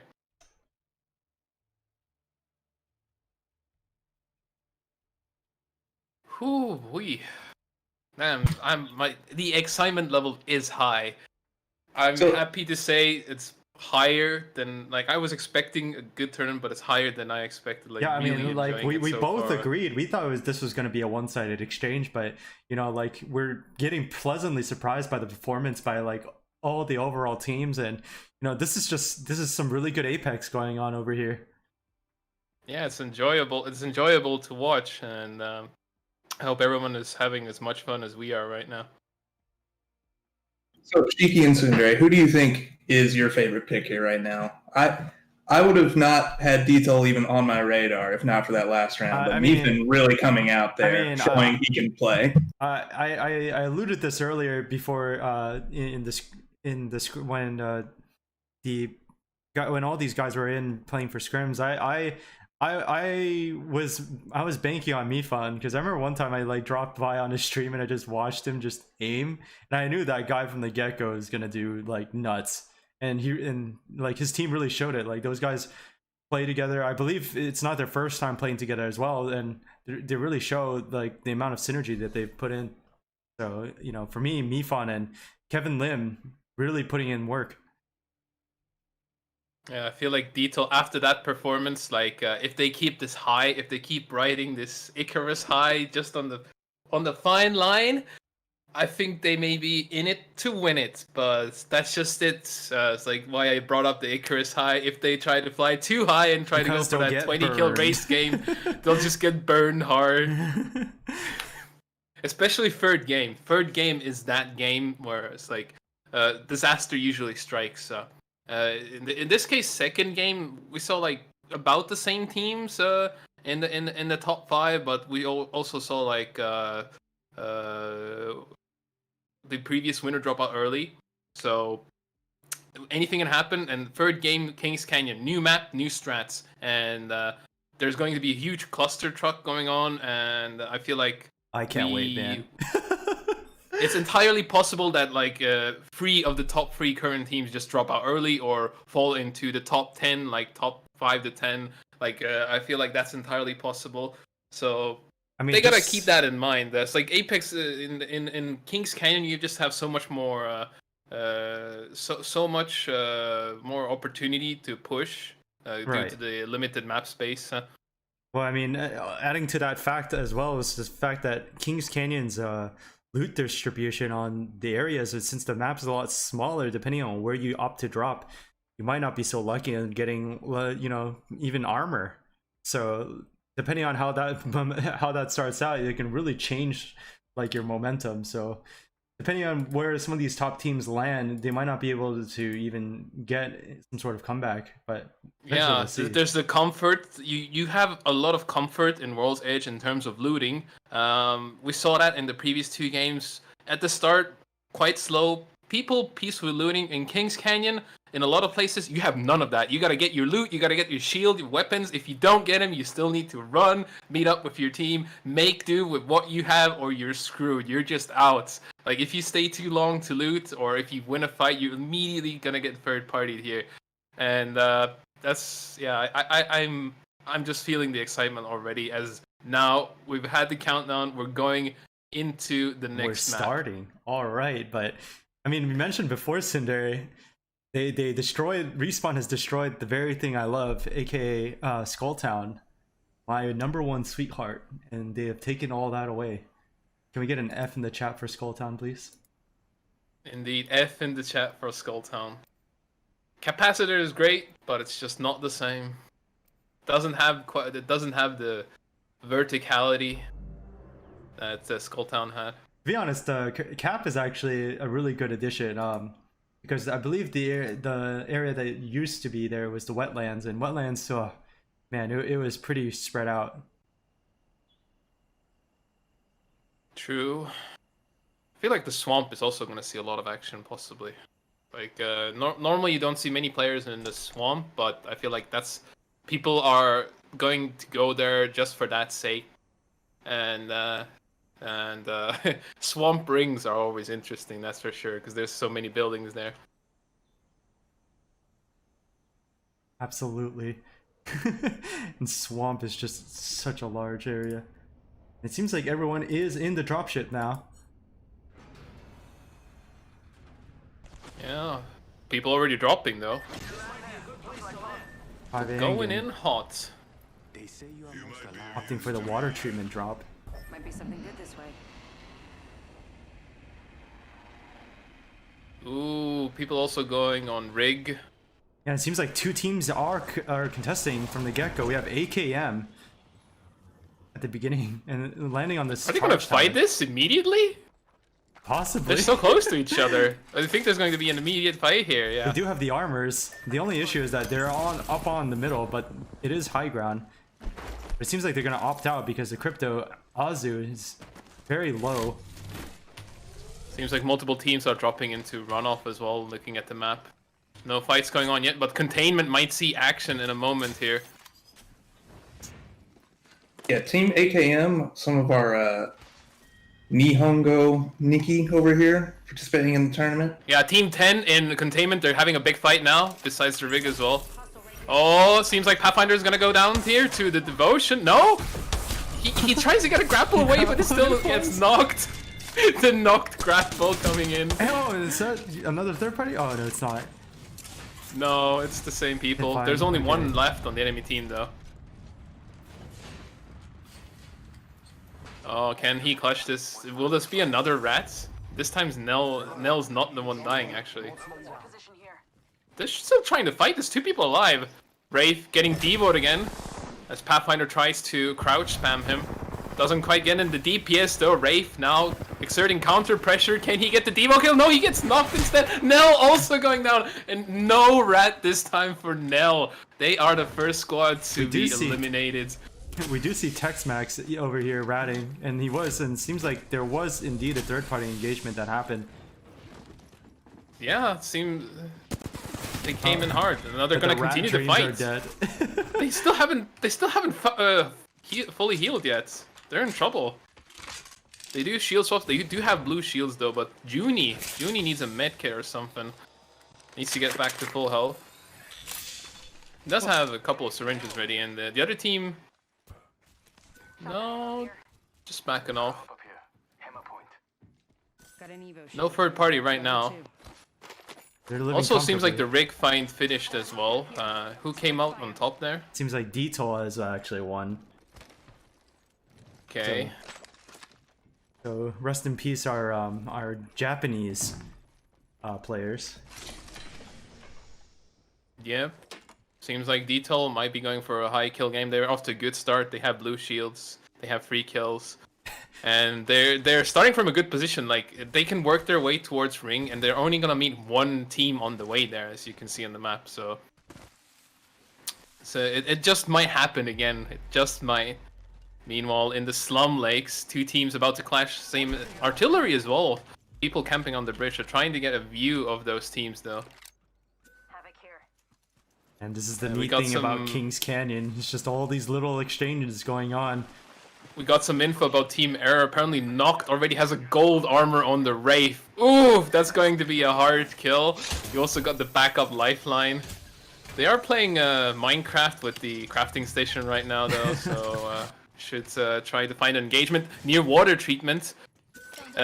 Seems like Team 16 is going to engage near water treatment here. They do see someone else, but they don't know that there's another team behind them. They don't know. They're slowly being snuck up on. Can they notice it in time? Team 15 Kenzoku is trying to get the jump onto them. Can they do it? Might be something good this way. This is gonna be exciting. Oh my god, this creep, and they still haven't met each other. Has the other team realized from the footsteps? Oh, and they're Great gonna go for portal the coming pawn in. play. Oh, the aggressive play. Bloodhound scan coming out. Oh, they want to push that house. They're getting shot in the back. No, he gets knocked down! Bloodhound almost out already. Bangalore ult coming out as well defensively. Rain losing all of his shields there. Gonna get knocked out as well. He's running down 10 HP! He's out of the fight for now, and Asura left to fend for herself on Ray. Gets shotgun in the face, tries to Q away, but he's on 1 HP. He's gotta pull out some miracle as they go down. Wow, Cinder. Asura's still alive though. Wait. Can he get away here? Can he actually run? There's no way, right? There's no way they didn't see him. Well, let's talk a little bit about that fight before. I mean, like that fight was theirs for the winning, but I don't know. Like it just backfired. Just backfired spectacular. I don't think they pushed soon enough. And we see Asura here about to get bullied. Man, this guy has no break at all. No rat for you today. The crypto drone. And the Bloodhound ultimate as well. Oh my god, Asura. They're not having any of Asura shit here. They're like, you're going down. We're taking your points. Get out of here. But they can he actually catch up to him here? Oh no, he's taking the zip line. No. He doesn't have the Q. Will he make it? And did they rev ult there too? Oh man, seems like Yeah, they rev ulted for Asura, bro. They're throwing everything at this guy. Wait. He's going for the banner plate. Can he get him? Oh my god. No, don't heal there. You're gonna get shot, Asura. No, you have to run. Oh, and there goes And he's Asura. gone. Meanwhile, Team 11 having another fight. That was a sad watch. Chocotia shielding up as they get back from a Revenant fight. Yeah, that was an insane fight. Like, I was rooting for Asura there. I was like, survive, even though he's ratting. You know, that's that feeling when you play a ranked and you know you're the last one and your heart sinks when you're trying to go for the banner. That's the exact same feeling. Yeah, everyone knows that feeling, but you can't leave your team behind, man. Like, he a true bro. At least he didn't try to rat it out alone. He was like, I'm gonna go get my team. Oh, tragic. Very, very. So, Team Deskun, let's see how they're doing. They're about to engage another team here. Seems like Team 9, I think? Cult of BB? No, they're on battery, no. Misplay there. Who? No knocks yet. Seems like Pharaoh is going to Q away. Oh, Bloodhound taking zipline. You have Tosoma win. Revenant there as well. Farrell trying to get a knock there on the Revenant. Gonna put a chase. He's going 1v3, balls deep, and immediately gets punished for it with a knock. That is not what you want to happen there. I admire his bravery, but that's going to cost his team the fight as he gets grief through the shield. It's like a little bit too brave there with the push. And Deskun like in a bad situation now. Yeah, there's more people. They're doing a huge gathering over there in artillery. What the hell is going on? There's 1, 2, 3, 4, four teams and a fifth one coming. What is going on? And once again, 5 AM game not having a break at all with Junie trying to prove. But unfortunately, Junie's team is getting converged on. There are more teams on the way as well. They're completely pincered. They're surrounded. How can they escape this? They do use the portal. Rabbit Pekko needs to get his shields up, and he cancels the cells, and the enemy team takes the portal! The grief is real. Another portal play from the enemy Wraith. They Oh my don't get God, any Cinder. breaks here. Oh my god, I don't No know if you shield noticed it, but recharge. like Reborn got he got revived and then he got down immediately because Oh, they get 2 knocks though! The enemy team pushes aggressive in the portal. They're still in it. 5 AM gang is surviving behind this truck. More people trying to push. Oh my in. god, What is going on? the Rev managed to get through the portal as well. The Rev managed to get back to the team. Oh no, They're Junie. gonna get third party right now. Oh my god, no, do not Dude, leave. they're getting. This is not third party. This is 5th party already. Oh, they left. They left. They stopped third partying them. Oh. But seems like it wasn't enough though. They go down there at the end. But they did manage to hold out quite nicely there. They did manage to like eliminate one squad in such a bad position behind that truck. They used the portal to their maximum advantage. Oh my man. lord, that was so intense. The play there, though, if Junie only had enough for the portal to go into that compound there, they would have had a chance to survive that. But since they only have that truck to use as a cover, you know, as you can see, do it if you dare just ended up prevailing. I think that house could have possibly saved them if it weren't for the goddamn circle. This circle they were literally surrounded by 4 other teams and the circle. They had nowhere to go. That truck was their only salvation. That was ridiculous of a position. The fact that they actually managed to kill one squad in that position is a testament to their strength though. So well played in that sense. It seems like Team 12 are out fighting now. On third party Akuma, oh my god, they're getting shot in the back. yeah, their leader Prussia is down. Same thing with Bangalore. Now Agent They're getting caught, trying too. to hold him up by himself with a Mozambique, and it just doesn't cut it there. Gets 2v1'd in that ramp. We do have Team SOS out in the small compounds area by Forest. Seems like they just concluded their fight right now. But overall, I mean, it is round 2 ring, 30 seconds left, and it seems like this is another dreaded center ring. We have a huge toss-up on where this endgame ring is going to go. I do believe it might be at the hillside post where the res beacon is. D-Toll might get pincered though. D-Toll Team 6. They're in between 2 other squads and a rats on a third point there. This is a yabai situation for them. But seems like they're not entirely aware. They're not capitalizing on the situation. D-Toll is not showing themselves. But there's another team coming in from Capacitor as well. There's going to be a 4-squad battle royale over there soon enough. Man, it seems like the opposing team did zip on the other side, and we do have SOS coming from the compound, so there might be some potential pressure, but it seems like they're holding off, which good decision because, oh man, Cinder, the dreaded forest area, an awful place to fight.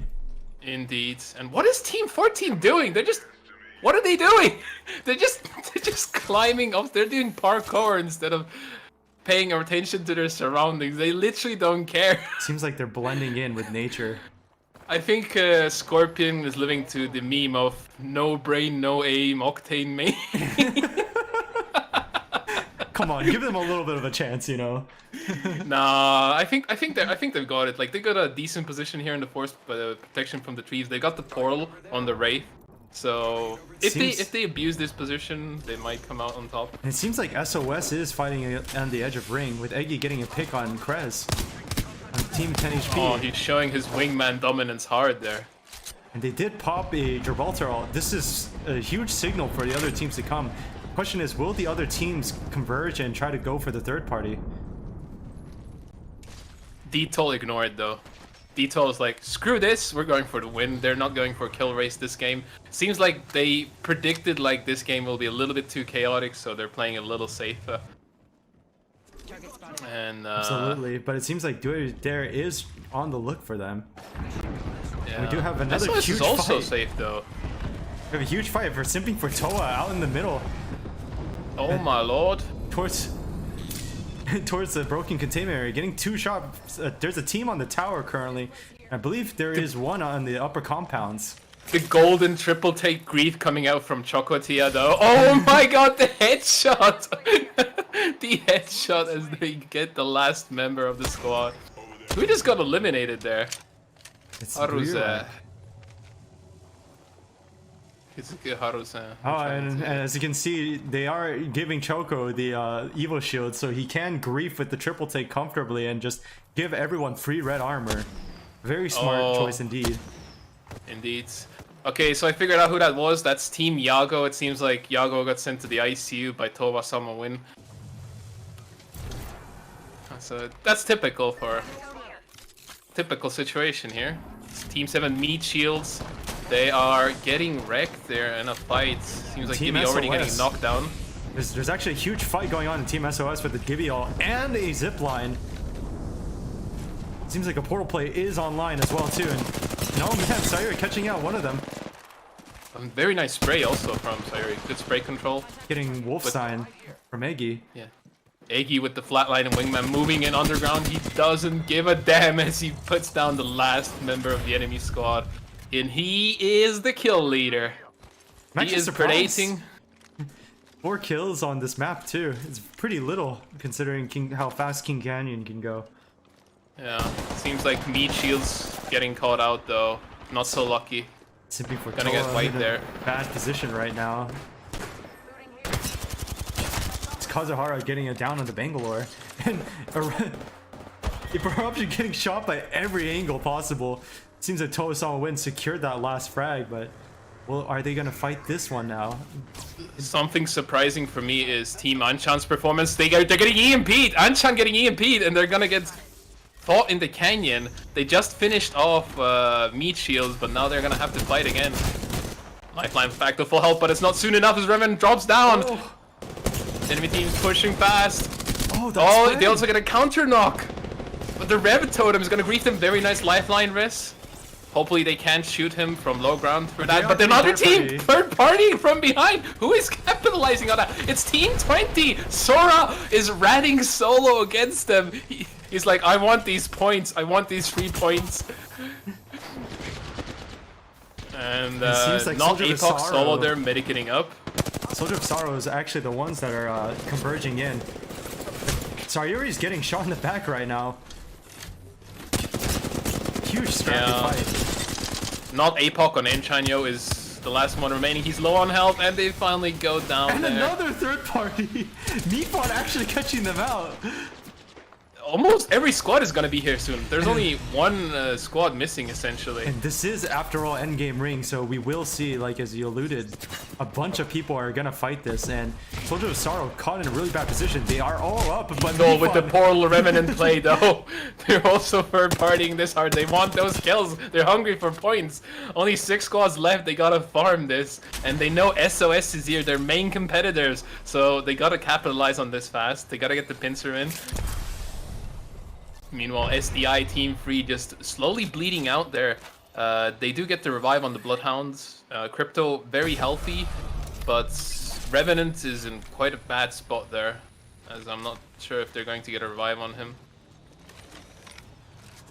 Oh my lord, did they actually disengage? I was expecting this fight to end, but they managed to disengage that somehow. Yeah, well, I mean, this ring in particular, Cinder, there's no cover to go, and essentially they're probably going to wait it out to make sure there's no late rotations that are coming from the edge, because all the choke points are open right now, so people do have the luxury to rotate in at the very last moment. Oh no, is Sora on Team 20 gonna get caught up by the ring here? He has to push into that canyon and he's gonna be met by a squad. He did manage to rat 2 kills for himself, so that was impressive. Okay, sure, but they're waiting for the fight here. We take a look at SOS on the other side, and I believe Mifan's team is directly on the other side of the cave. Team Detoll. Yeah, it's gonna be SOS versus Detoll soon. The other teams need to capitalize on this. Maybe like detach. But they catch out the rats. Sora finally goes down. Doesn't get any more additional with the kills. Arc Star. What the hell is going on? Sora really living up to the Genji main. Yeah, he tried to get those final griefs in. Like he already got a good chunk of points for his team there, as Exabu and Jipo had gone down a lot earlier. But during that chaotic fight in the canyon earlier, he managed to actually get 2 kills out of that fight and still back off and finish on 6th place. So that was a That was a good performance from him. I mean, if you look at this ring here, Sundari, these guys have to fight. There's no other option between it. They got these two walls dividing them. No! Look at Team 5! Deskun getting caught out there! Gonna get shot by by Praise the Sun, as Praise the Sun get a kill. That's a sad Gibby right there. So it seems like the rats are gone with. It's only full squads remaining now. 4 squads left, and SOS Detail in a bad position because they have to fight each other and fight the other squads itself, and they are engaging right now. They have to get out of this location. If they continue this fight here, they're gonna get caught, and rightly so. Mifan disengaging, but they need to go now. Maybe make a port play because they don't have any means, Gibraltar shield, to get out of this. So they have to move. Question is, will they be able to survive this exchange? The thing is, Detail has a good position, and they have a damn Peacekeeper on Mifan. That is brutal. So they can hold this very well here. If Oh they play no, the they're right. getting caught. Oh, the Bloodhound is down. It's a disaster for them. And the Gibby is being still in a dropped. good position. Nicely timed from Sayuri there. They can't push into the circle. The defensive bombardment is there. SOS is gonna end up with ring position there. And the EMP Coming out from the crypto. Only 2 squads remaining, but can they properly fight as they're going with a rev ult from downhill?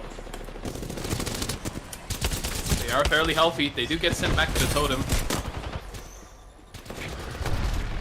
Joy-kun also getting back to the totem now. Oh, SOS in trouble. Pathfinder drops to dangerously low health there. Kamario possibly gonna go down. Same thing with Sayuri. Only 30 health left. Eggy's shields are down. They're battering. They have high ground, but they're dropping. What is SDY doing? Shamika pulling out the cards here with the Rev Totem. Heavily pushing SOS, and they might just come out as the victors here. SDY won! SDY won! Whoa! Oh my lord! That's an Oh upset. my lord! That's like That was Shamika impressive. that's an actually upset and a half. somehow Oh won. my god. Holy crap! Shamiko and Loikun just coming out there. And Gojira as well. Gojira just stomping Yeah. out with the wall hacks. Just running in with that Bloodhound ult and knocking Sayori's shields and Kamavira's shields just completely out by himself. Oh my god, Cinder. Like, what is going on? Like, Kings can't, like, this whole entire tournament, it's upset city. There's no one team that is getting consistent wins. Sure, we have, like, a couple teams such as Dito and SOS having, like, a consistent high placement, but oh my god, we did not expect SDY to just take that first win like that. No, I didn't expect that either. That came out of the blue. What the hell? Loikun on crypto, though. He was on point the entire game. Also, what we saw, that wasn't a Wraith squad. It was Bloodhound, Crypto, and Revenant. No Wraith to be seen. You have double info potential from 2 scanner legends, and it seems like it really helped them out with positioning towards the end there, and they just got the win. Like SOS, like they were looking good high ground until they weren't, and just got shot in the face. Like the Rev ult completely screwed their pace there at the end, and they didn't have defensive bombardment ready either because they had to pop it to hold out Detail, to hold out Praise the Sun near the circle. So timed there by SDY, I feel. For sure. I mean, if you evaluate that match too, just even though SOS got that high ground, if SDY just had throwables out there, they don't really have any much place to go. I mean, if they do drop off, they're in prime territory for SDY. So, I mean, Saite Desuyo. I mean, exactly. It's I mean, Saite Desuyo. I mean, making the best out of a worse situation and really pulling through. Congratulations on them. I feel like one of the decisions that they also made, like since they had double scan, they had an easy time spotting out the Octane rats on Akumaga. Like Sora was like he had good amounts of damage. He was solo riding for a good amount of that game, and he got 2 kills out of the Canyon fight. So he did really well for his team, right? There. Yeah, as Octane too, of all things, right? like you would expect the Wraith to be the person to live, but no, like the Octane just goes and just even gets a pick with an Arc Star of all things. Yes, but they managed to recover from that from SDY. They didn't panic. They held their position. They waited for a good opportunity to engage SOS, and it just granted them the win at the end. Even with Eggy's impressive performance at 2.4k damage. They just couldn't clutch it at the end there. Maybe it was tournament nerves, maybe they weren't landing all their shots, or maybe it just like I think the Revenant Ultim was just too strong. I think they're shook. I mean, as you would be. I mean, if you're not consistently winning with like a very dominating fashion, and you gotta remember, Sundari, like previously on that World's Edge map, Eggy and Sayori both got downed, like somewhere in midway between the fights. So they're clearly not confident on some of the decisions that they are making, and obviously playing it safe might have been the right call there. I feel like Detoll also played it a little too safe that game. They missed their opportunity to farm kills. Right. Like, I understand why they played safe. They didn't want to get third parties in the middle of the game. They still got third place. They got 5 kills. Good chunk of points. They're still in it to win it. It's entirely possible, but a little too cautious in my opinion. I mean, like, you also have to remember too. I mean, they're running one of the most aggressive comps out there, and if they don't make a decision, they're eventually just gonna get punished. Especially if that ring right there. I mean, there's no real cover you can get there, and they don't have a Gibby bubble. So the most they could have done right there. I mean, I believe the right play, the decision was Mifa on just going with the portal play and possibly trying to find a spot where they can at least live a little bit longer. Yeah, I feel like they should have rotated out of that death trap sooner. Like, either try to farm down another team or bait someone into fighting SOS. They just sealed their fate by staying in that same position and like not actually doing anything like anything clever. I feel like they had to go full Fox there since they were already playing safe for most of the game. It was just disappointing to see that towards the end of the game. Man. They could have capitalized their position much better there. I mean, what can I say? I mean, Ring MVP in that game for sure. Yeah, the rings have been brutal. Rings have been brutal. They forced a lot of fights. I mean, I was also positively impressed by Anchanyo, not APOC. 1.3k damage. They got 6 kills in total as well. They were playing quite aggressively that game. They got 8th place. They were on a roll before they got eliminated. Same thing was simping for Tova.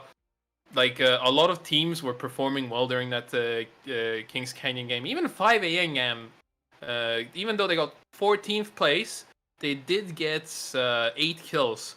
Another impressive result, and you can see the even spread of damage among them. So they fought until their very last tooth and nail, and got a good result for it. For sure. And we actually do have a score update, so let's take a look at some of these scores right now. Currently, we do see, oh wow, 47 points, and I wonder who could that be? Soldiers of Sorrow now taking a first place lead. And I believe right behind them is 41 points with Team Detail, so a 6-point difference so far. So again, like this is tooth and nail, and this last match is going to determine the outcome of who's going to truly win.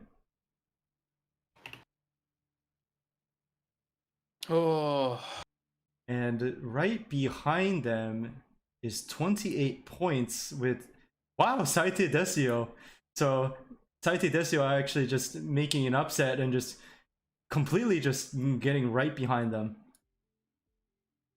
Anything can win. With praise, as a popular player once said. With praise the Sun and Tabun Akuma, 1 point behind with 27 and 26 respectively. But yeah, Sundere, anything can happen at this point, and I'm really excited. As once to see. Big Daddy No Tail said that anything can win, and I certainly didn't expect a double scan team without Wraith to win, but woe and behold, they did it. So big upset, man. Seems like the team composition, as long as you're confident with it, you know what you're doing, you play it to its maximum strength. It doesn't matter if you don't have that Wraith, you can still pull out a victory. For sure. Well, so now the last upcoming match is going to come up, and now we have Akami and Matt again. So we'll leave it to you, boys. We're gonna hand it over to them, and good luck. Have fun. Wow. That was crazy. Matt, did you see that match? It was absolutely Desio. insane. Team Saito Desio. Oh, I did not expect them to get the champion for that round. No, Shout out to remembering to toggle their simping powers for this round. seriously, and in just before that final brouhaha that broke out, SDY had only one player remaining. Loikun, the only one standing, won a one-on-one and managed to revive both of his teammates, get into position, and then take down the first place Soldiers of Sorrow in order to take the champion. Oh, Yeah, and beautiful. I would like to point out here on Team Saitai Desio there, after Loikun managed to get everyone on his team back up when we thought they were out, he also managed to secure all 7 kills that team got by himself there. Or sorry, I shouldn't say by himself, but he got all the killing blows that round for this team. Yeah. Right. Loikun coming in Gojira, as an Shamiko, MVP. good performance, but Loikun took all 7 of their kills. Also, I would like to note that in terms of team kills, there's actually 2 teams who got the most, which is a total of 8 team kills. So we got Soldiers of Sorrow, who ended that round in 2nd place, and Team 5am Gang, who only ended that round in 14th place, but they've also got 8 team kills. So I can't stress this enough. Kill points are important. Mm-hmm. Okay? If you want to win, you gotta kill people. Wow, that did not come out right. If you want to get ahead in life, kids, remember, your moderators say murder is okay. All right, so I've got here a list of our top 5 teams, and we had just gone through this, but let's go through and make our predictions. First place, Soldiers of Sorrow at 47 points.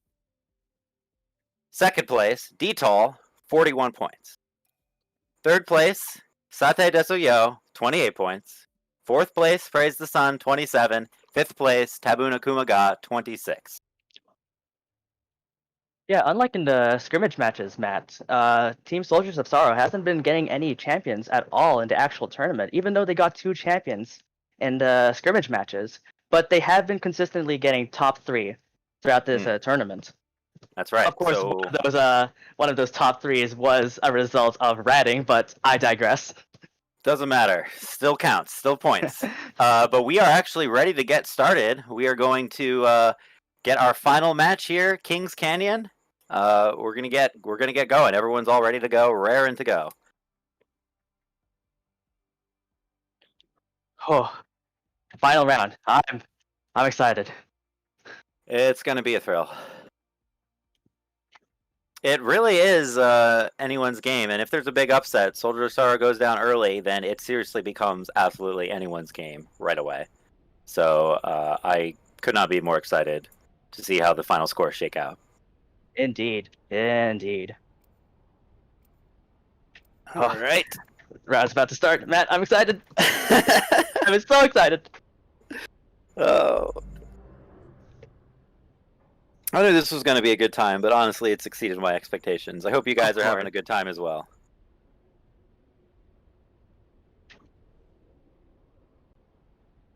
Yeah, I don't know about you, Matt, but I would say, like, not to count my eggs in my basket before they hatch, but I think this tournament was a fairly well executed success. You're going to shut down the server if you say things like that. Everything's going to explode. Oh, did I jinx it? Oh. Oh no. Oh no. Oh no, we're good. Okay. Woo! False alarm. All right, dropships going from the east to the west, near the bottom of the map. Hot zone's over on salvage. Supply ship coming in, also fairly close. Yeah, it is flying right next to salvage. Looks like we got a couple teams coming in. We have about 3 spreading out in the swamps area. Yeah, so if we have teams dropping into hot zone and the supply ship, we'll have some high tier loot. Wow, they are right teams next to each other. duking it out. No one seems to be going into the supply ship. No, we got a couple of teams looking like one team for sure dropping onto supply ship, getting yeah, all they're that landing loot. right there. One member of that team, though, completely misses it. We could It happens. It happens. enemy over there. And looks like there might be some action going on in airbase. We have over there. Yeah, we got 3 teams over in airbase by the looks of it. Yeah, they seem pretty spread out, but they are definitely aware of each other and walking around. Yeah, Cult of BB in a slightly Team favorable position to face off against those 2 Team other teams. Yagu, 2 players are down. Haruse, the only surviving member. With an L-Star, no energy ammo, Harsei gonna retreat away from the enemy team. Hopefully they're not chasing him. Oh, taking the trip line. Oh no. There's another team at their endpoint. Completely pincered. Harsei was out of method of escape. Oh, he's hanging in there. He's still alive. Oh, Harsei detected. Oh, there you go. Down. You jinxed him now. Is that my fault? I'm sorry, Harsei. Commentator's curse. P2020 here. Looks like that other team from Airbase is taking off, leaving the indie home game to loot the rest. Yeah, Indie Home gang alone into airbase, gonna revel in all those spoils.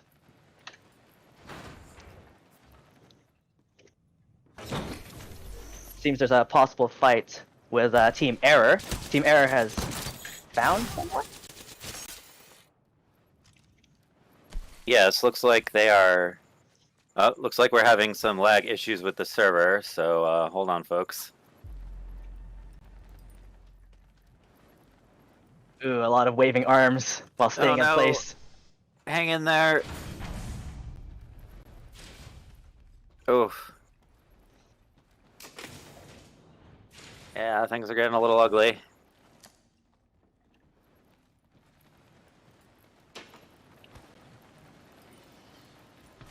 Hold on, folks. Got an extended energy mag right here. Okay, stream is back. Stream is back. Yeah. Sorry about that. Just Akami inside. did in fact curse us, so you can send all complaints. Oh to him. wait! It's my fault. It's absolutely your fault. Oh, okay. All right, but Remember, folks, if you blame Akami, he will immediately back down. So if he ever tries to get you in trouble, just say he's wrong. always remember, here's some tips for you. Akami is always wrong. Is that the lesson that we've learned here? That is the lesson.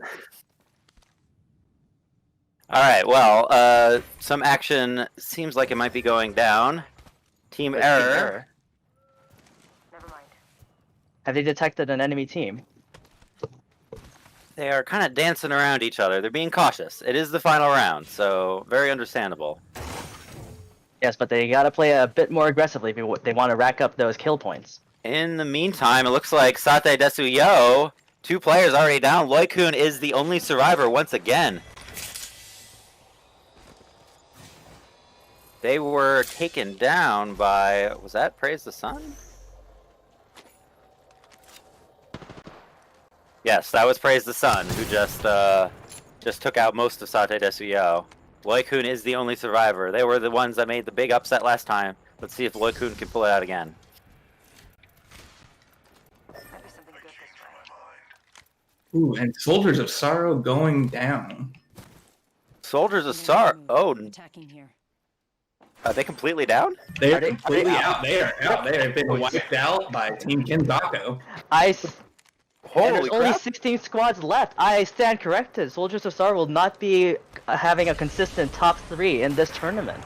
And they also have 0 kills to their name. There is space for a huge upset. It is now anyone's game. It is now anyone's game. Detoll here in the midst of some action. Looks like they are attacking Team Meat Shields. Honestly, if Team Detail plays it safe here, they are in a good position to take this tournament home. Yeah, Detail chasing down Team Kenzoku right now. The rain is already out. There's only 2 members running away. Team Kenzoku, after taking out Soldiers of Sorrow, is now on the run. They are chasing hard for Kenzoku. Team Detail really wants those kill points. They are very confident well they're gonna poised. they're confident they're gonna take that first place. Contact. Yeah. This is the time to get it. Another Bloodhound sonar out. Really not giving that enemy team any room to breathe. No, they are not giving up. Oh, they're just Kevin picking has them cracked out. one. Kevin has cracked one on Kenzoku. They're still chasing.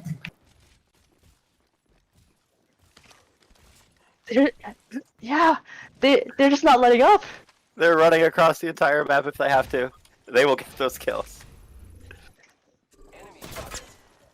And Kenzoku only down to 2 members. Well, do it if you Kenzoku dare. Getting bullied. Also engage in a battle. They're in the hillside area. Yeah, simping for Toa and do it if you dare.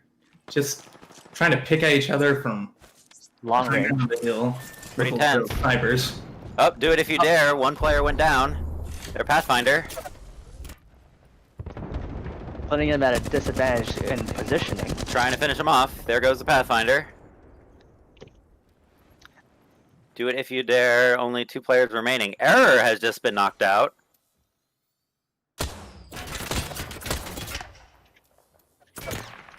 In the meanwhile, in the midst of this battle, they're still holding on despite the loss of their player. Yeah, Team simping for Toa. If they just are they? Do you think they're gonna push on Team Do It If You Dare to pick off the rest of the team? They may, they may. The thing is that it's actually pretty dense over there. There's more than a couple teams hanging out in that zone. Might get a little scary. Is there someone caught out of the circle? Who's that?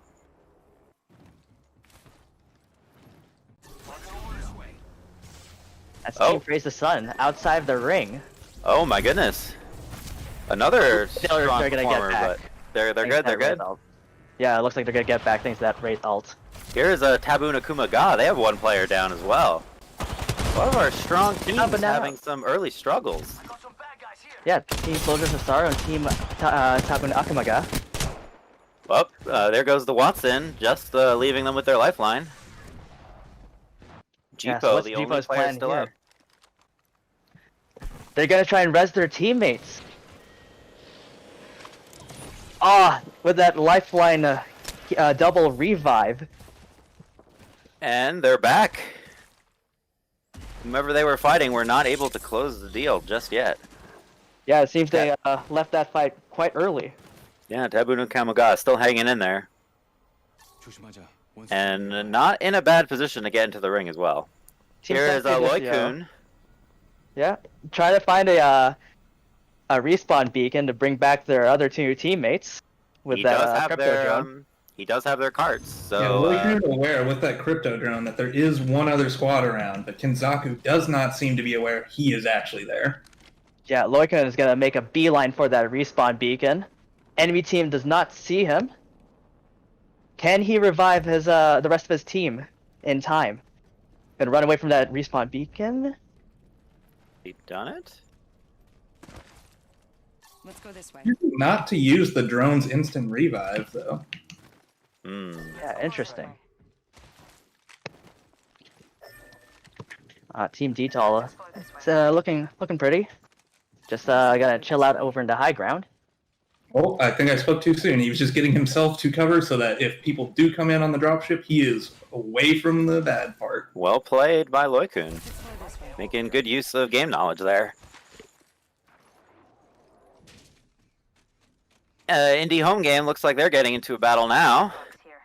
Indie Home Game, which I would like to mention, their Pathfinder has 10 kills right now. They have been making an that's crazy. That is so far the highest kill count, I believe. And their Pathfinder with red armor, R301, and a wingman. They are poised for a good short distance fight. Mm-hmm. Thanks to their team's amazing performance, Nell might not actually have to rat this time. Yeah. Finally, in game 4, Mr. Big starting to live up to his name with the 10 kills.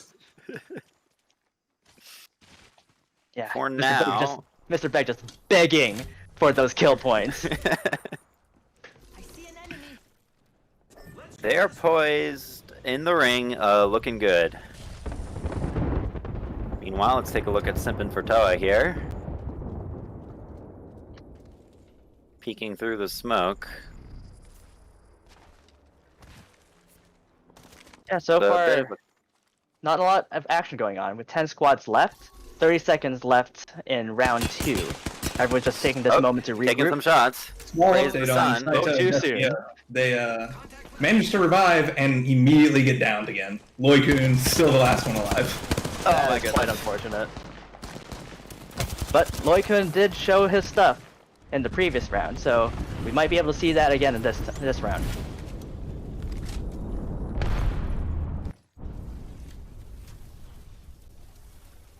Praise the Sun versus Indie Home Game.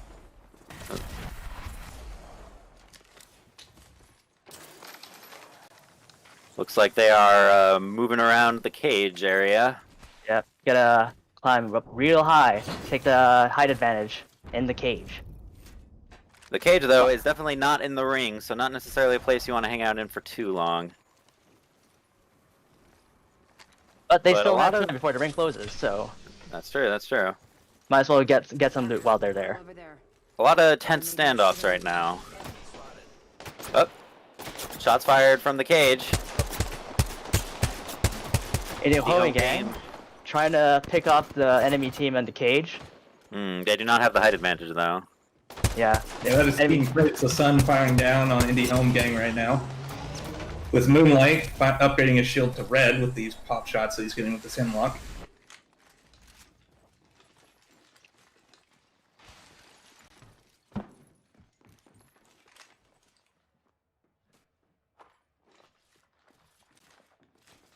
yeah, Detail playing it fairly safe this round. Yeah. Haven't seen a lot of action from Team Detail. Yeah, Hydro Dam is currently a powder keg waiting to go off once these teams find out that they're there. And then it's starting. Here we go. Get some fire going. Team Detail now engaging. Go this way. Oh, and we've got a fourth team coming in from the tunnel towards Hydro Dam. Detail's revolting. They're revolting and portaling. Making a big push. Enemy team detected with that Bloodhound sonar.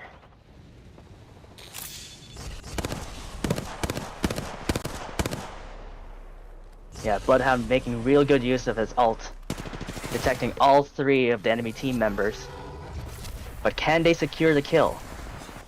Looks like they might be retreating for now. They're still playing it a little safe.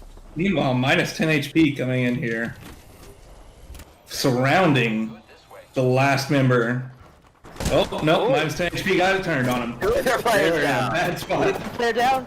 Is minus 10 HP not looking Minus 10 HP is There we out. go. They are minus 100% HP now. Oof. Oh. And that was AKM securing the kills on them. Oh, and then AKM is now in trouble. This powder keg is going off as each team is getting repeatedly third-partied by the others that were in the area. And that results in, that was Tabu Nakuma Ga, I believe. Not alone. There are a lot of squads around us. They have Knocking out lost. AKM. We're getting word Yes. Indie is closing in soon. So Tabu Nakuma Ga They- has lost one player. Indie Home Gang engaging against an enemy team, but T-Son is getting bombarded. In the midst of all this, though, Pathfinder has secured yet another kill, so that is 11 kills for him. Yeah, that is Praise the Sun finally pushed out of their high perch on the cage by the ring, as they now have to fight Indie Home Gang on their own turf. And so far, they are losing the fight. There's only one player left standing from Praise the Sun. Yeah, you just can't beg for mercy from Mr. Beg, you know, can you? He is the one who does the begging.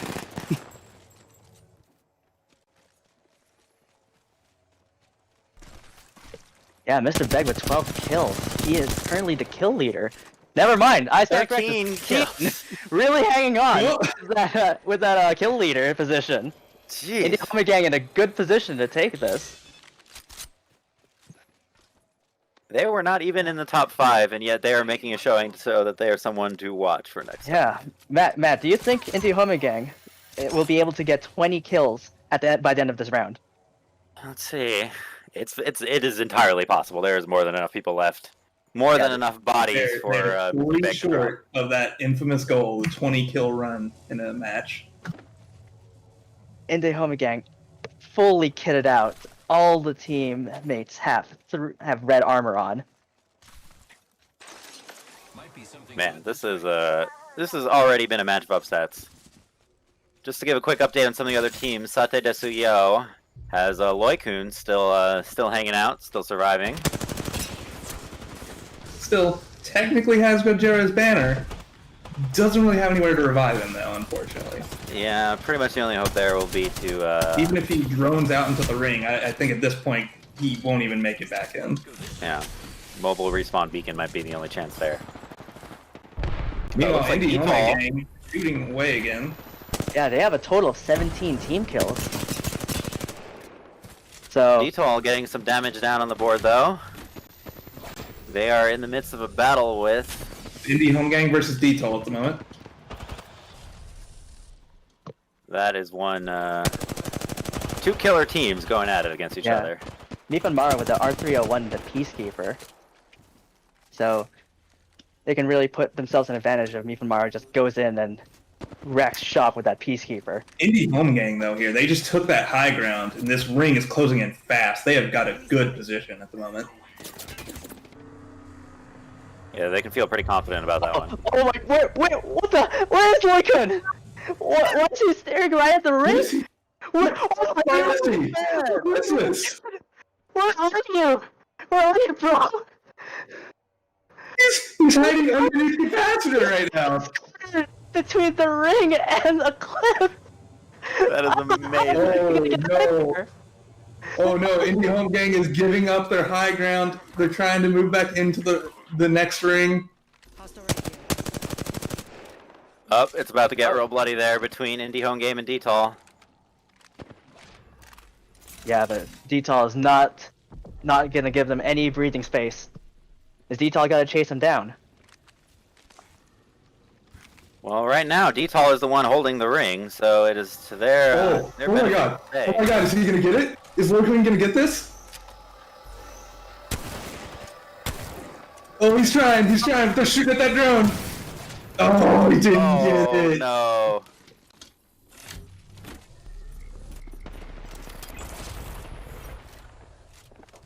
Yeah, Minshow's gotta use up that last Bloodhound sonar. In the meantime, Detool, Indie Home Game still going at it. Yeah, Team Detool still holding ring position and a height advantage. A lot of against damage against This their is raids. yeah, this is literally an uphill battle for Team Indie Home Gang. We should go here. Indie Home Game still looking strong though. Both of those teams well equipped. They are so close to so many people. We're in round 5, less than half a minute in the round, and we still have 5 squads left. So it is gonna get really messy by the time this ring closes. A pretty open area with a couple cliffs. It's about to get ugly. Yep, Tabin and Kumaga shooting Indie Home Gang from behind as they try and move forward to a different fight. They managed to get out of there though. Between 2 teams, what will they do? They're just getting massacred. Oh, they are just caught in a bad spot, Pensard, right now. 2 teams up on the cliffs, while Team Indie Home Gang down in below. Oh, and Mr. It's Beg good. is bleeding out. No. He's quickly trying to revive him, but Yeah. they're getting attacked from the side. They're getting bullied. But Lifeline revive. Yep. And he's Mr. on. Beg is back up. It seems the other team is busy with another team that's just joined the fray, giving Team Indie Home Gang some chance to regroup.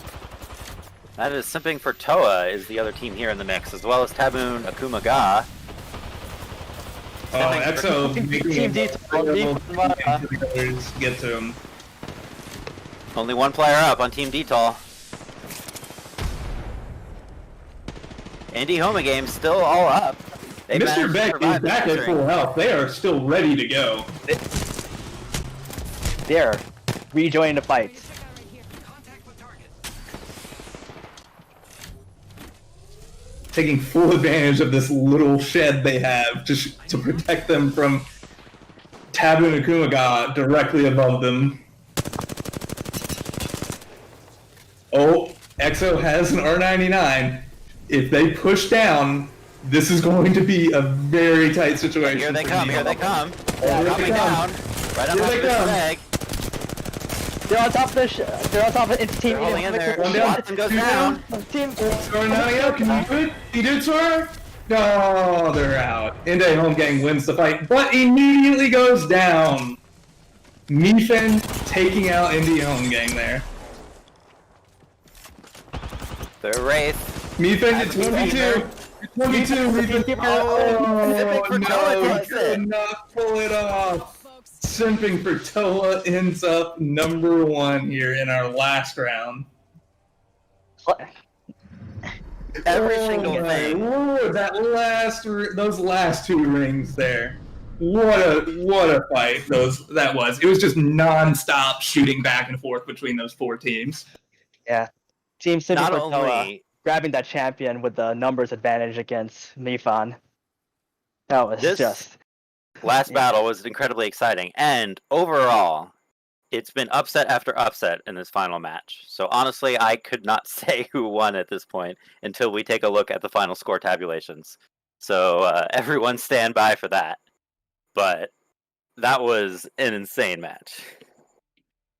There's one thing I'm upset about, though, Matt. You know what it is? What's that? What is that? We did not see what happened to Loikun. Oh, that's right. Getting caught between the ring and a cliff with nowhere to run.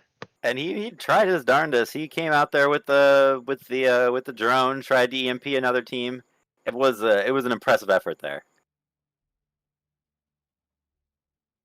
But let's take a look at the summary here. So, of course, definitely one of the most standout stats was Mr. Begg, With who 13 kills. 13 kills. Team Indie Home Gang with a grand total of 17 team kills and 3rd place in the round. That must have racked up a lot of points. Yeah, you have to wonder, after seeing Indie Home Gang's performance there in this last round, what would these rounds have been like if it had not been Mel just ratting for most of them? It's a scary thought to think what would happen if they were on their game the whole time. But man, that was real exciting.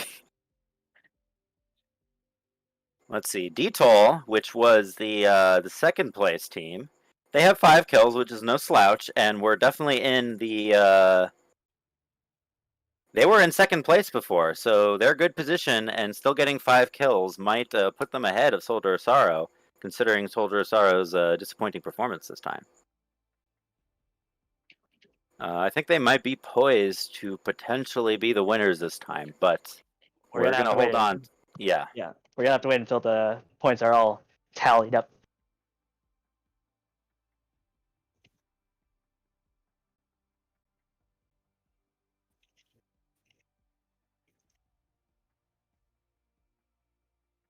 Yes, yeah. So we're confident in our prediction here, but let's wait to see how the score comes in.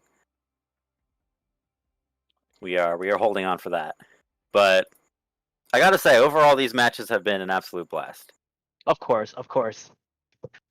There was not just the one team always taking the champion. It was always a different team. Always such an upset. Every Yeah, single time. Yeah, it's been a lot of fun, Matt. Yeah, it really It's has. always a surprise, and I had a blast. And as did I. It was our first go around at commentating, and honestly, it's been a lot of fun. And but we're gonna bring in our other 2 commentators as well for a final discussion once we get those stats tabulated. So Stay tuned. so for hang that on one. tight. You'll get to hear 4 of us talking over each other. We do have a few people joining the teams in the tournament match. I'm I hope they know that the tournament's done. Oh, yeah, they still want to get some blood in there. It's that bloodlust. I know that feeling. God damn it! That came out wrong again. Man, who knew that Akami was the most violent amongst us all? Everyone thought it was Leafa, but you know, it's always the jokers that end up being the most deranged. It's true. It's true. Oh, we're just getting word that some people are hoping for a post game. Oh, an after party. We will keep you posted if we decide to do something like that. Certainly possible.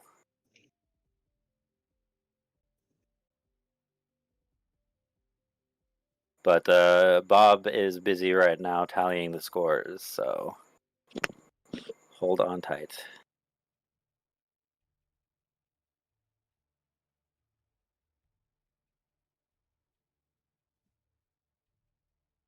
Although Toa's endurance team is still going on right now, so Yes, please always be watching Toa, even when you're watching our tournament match. That's very important.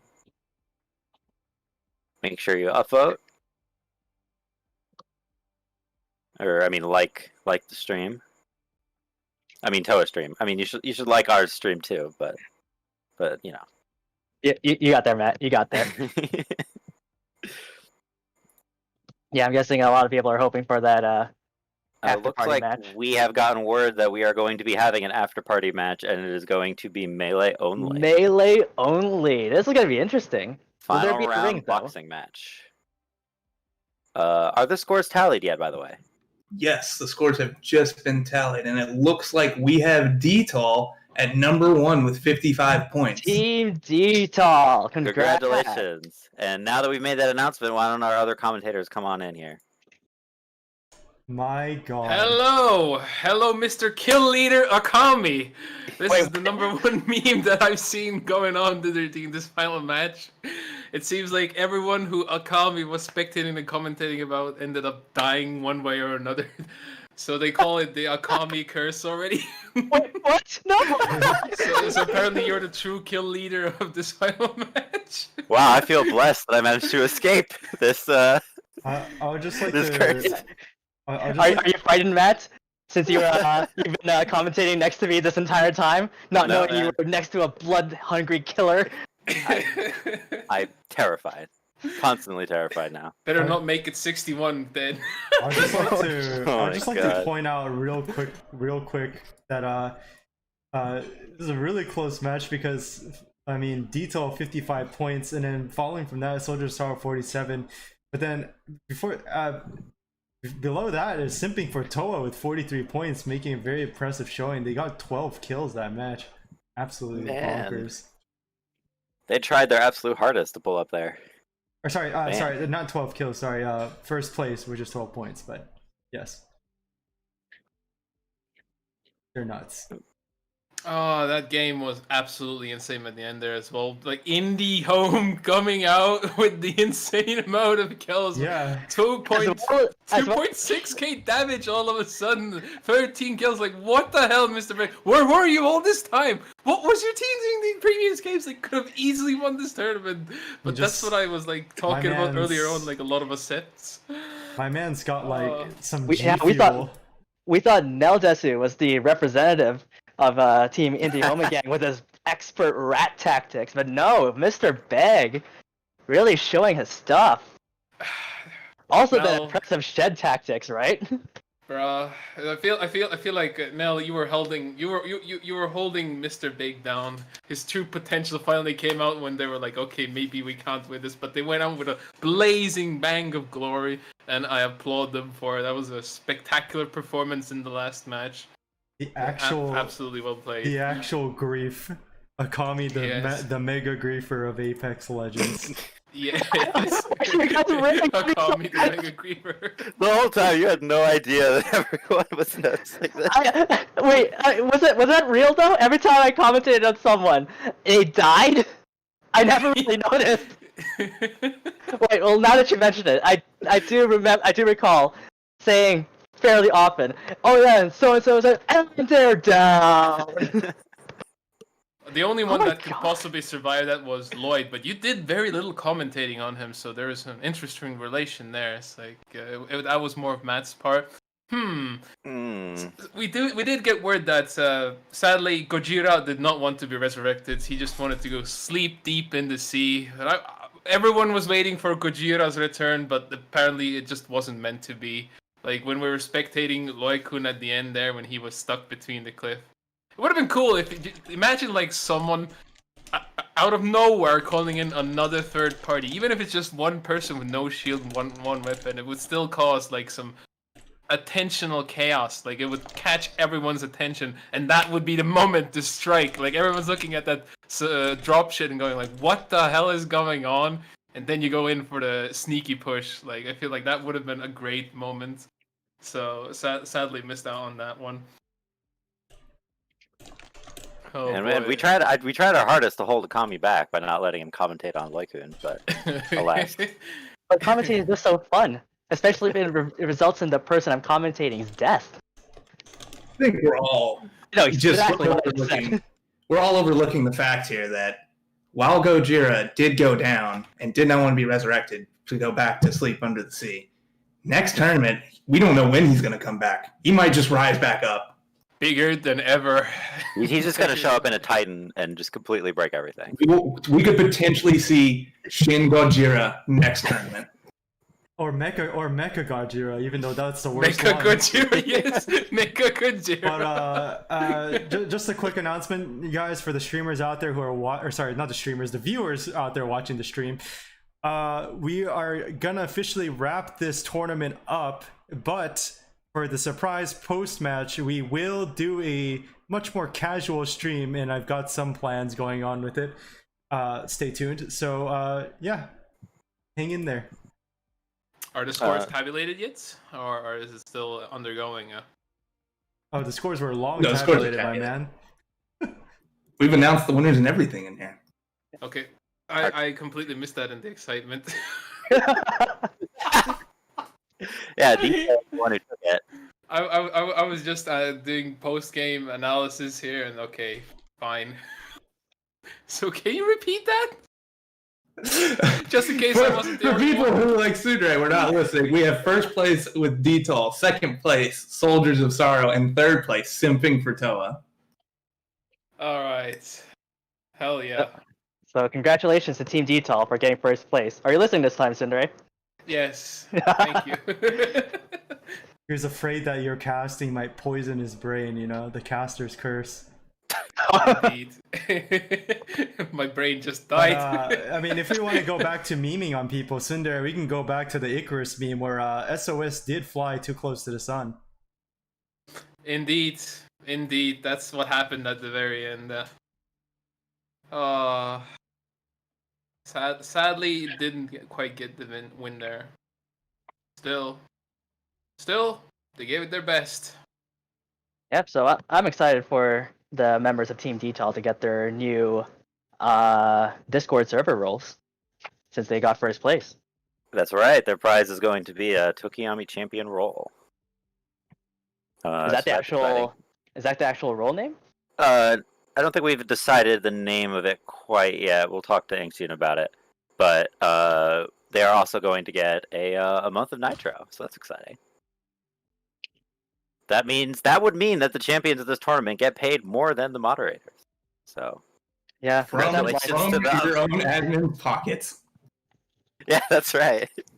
If anything, we get paid negative money. We spend money on you guys. They sound like they're not very steep. Like you're really having a hard time parting ways. My brain just died. All right, that was a wonderful tournament. More upsets than I expected. Very, very, very intense for all of it, and like various kill leaders at various times. There was like no sure winner until the very end. Very enjoyable to cast. Very enjoyable to listen to my co-casters as well. We set this up like in a scuffed position, like spectating Apexes. Hard work, believe me. But we did our best, and I hope you guys enjoyed watching all of this as much as we enjoyed casting it. It was a hell of a blast, and hopefully we get to see more great tournaments like this, maybe even with a higher skill level next time. So thank you for joining me, all my co-commentators. Matt, Scout 07, Akamayoro, Shiki, special props to cameramanning, Bob for organizing, doing behind the scenes work, and also helping out with the commentating and the camera work as well. And I've been Tsundere Shitsteel-san or Thunderstyle in chat. We all had a blast, and don't forget, we're having an after party after this as well with a casual stream. So if you want, feel free to join that as well. And big thanks to NDLT here for letting us use the Kenzoku channel for broadcasting this tournament. I believe he has a couple words he wants to say before we close out. Yes, and of course, thank you, Tova, for bringing this community together to make such awesome tournaments possible. Tova Sama Madai Tenchi. Did I say that right? Maji Dai Tenchi. TMD. TMD. Well, I just want to say hello to everybody. I am the MDLT in the Discord. I'm the person in charge of the actual channel itself. I just want to say thank you to Bob and everyone else, the commentators, everybody who participated in this tournament to also give the channel a chance, to broadcast the tournament. It went flawlessly, in my opinion. It was great, and yeah, all the viewers, all you guys watching out there, all the Kenzokus, thank you very much for watching. And I'm sure this will not be the only time we'll be doing this. There's probably going to be more events in the future, I assume. Correct, Bob? I think we definitely have room for it here. I think this went well. Great. Well, yeah. So I just want to say thank you to everybody who participated. It was fun. All the viewers again, and all the staff who were in charge of the tournament. Thank you very much, and I guess I'll be signing out myself. And with that, we are going to close down the stream, and remember to simp for Toa, but not so much that you drive yourself broke.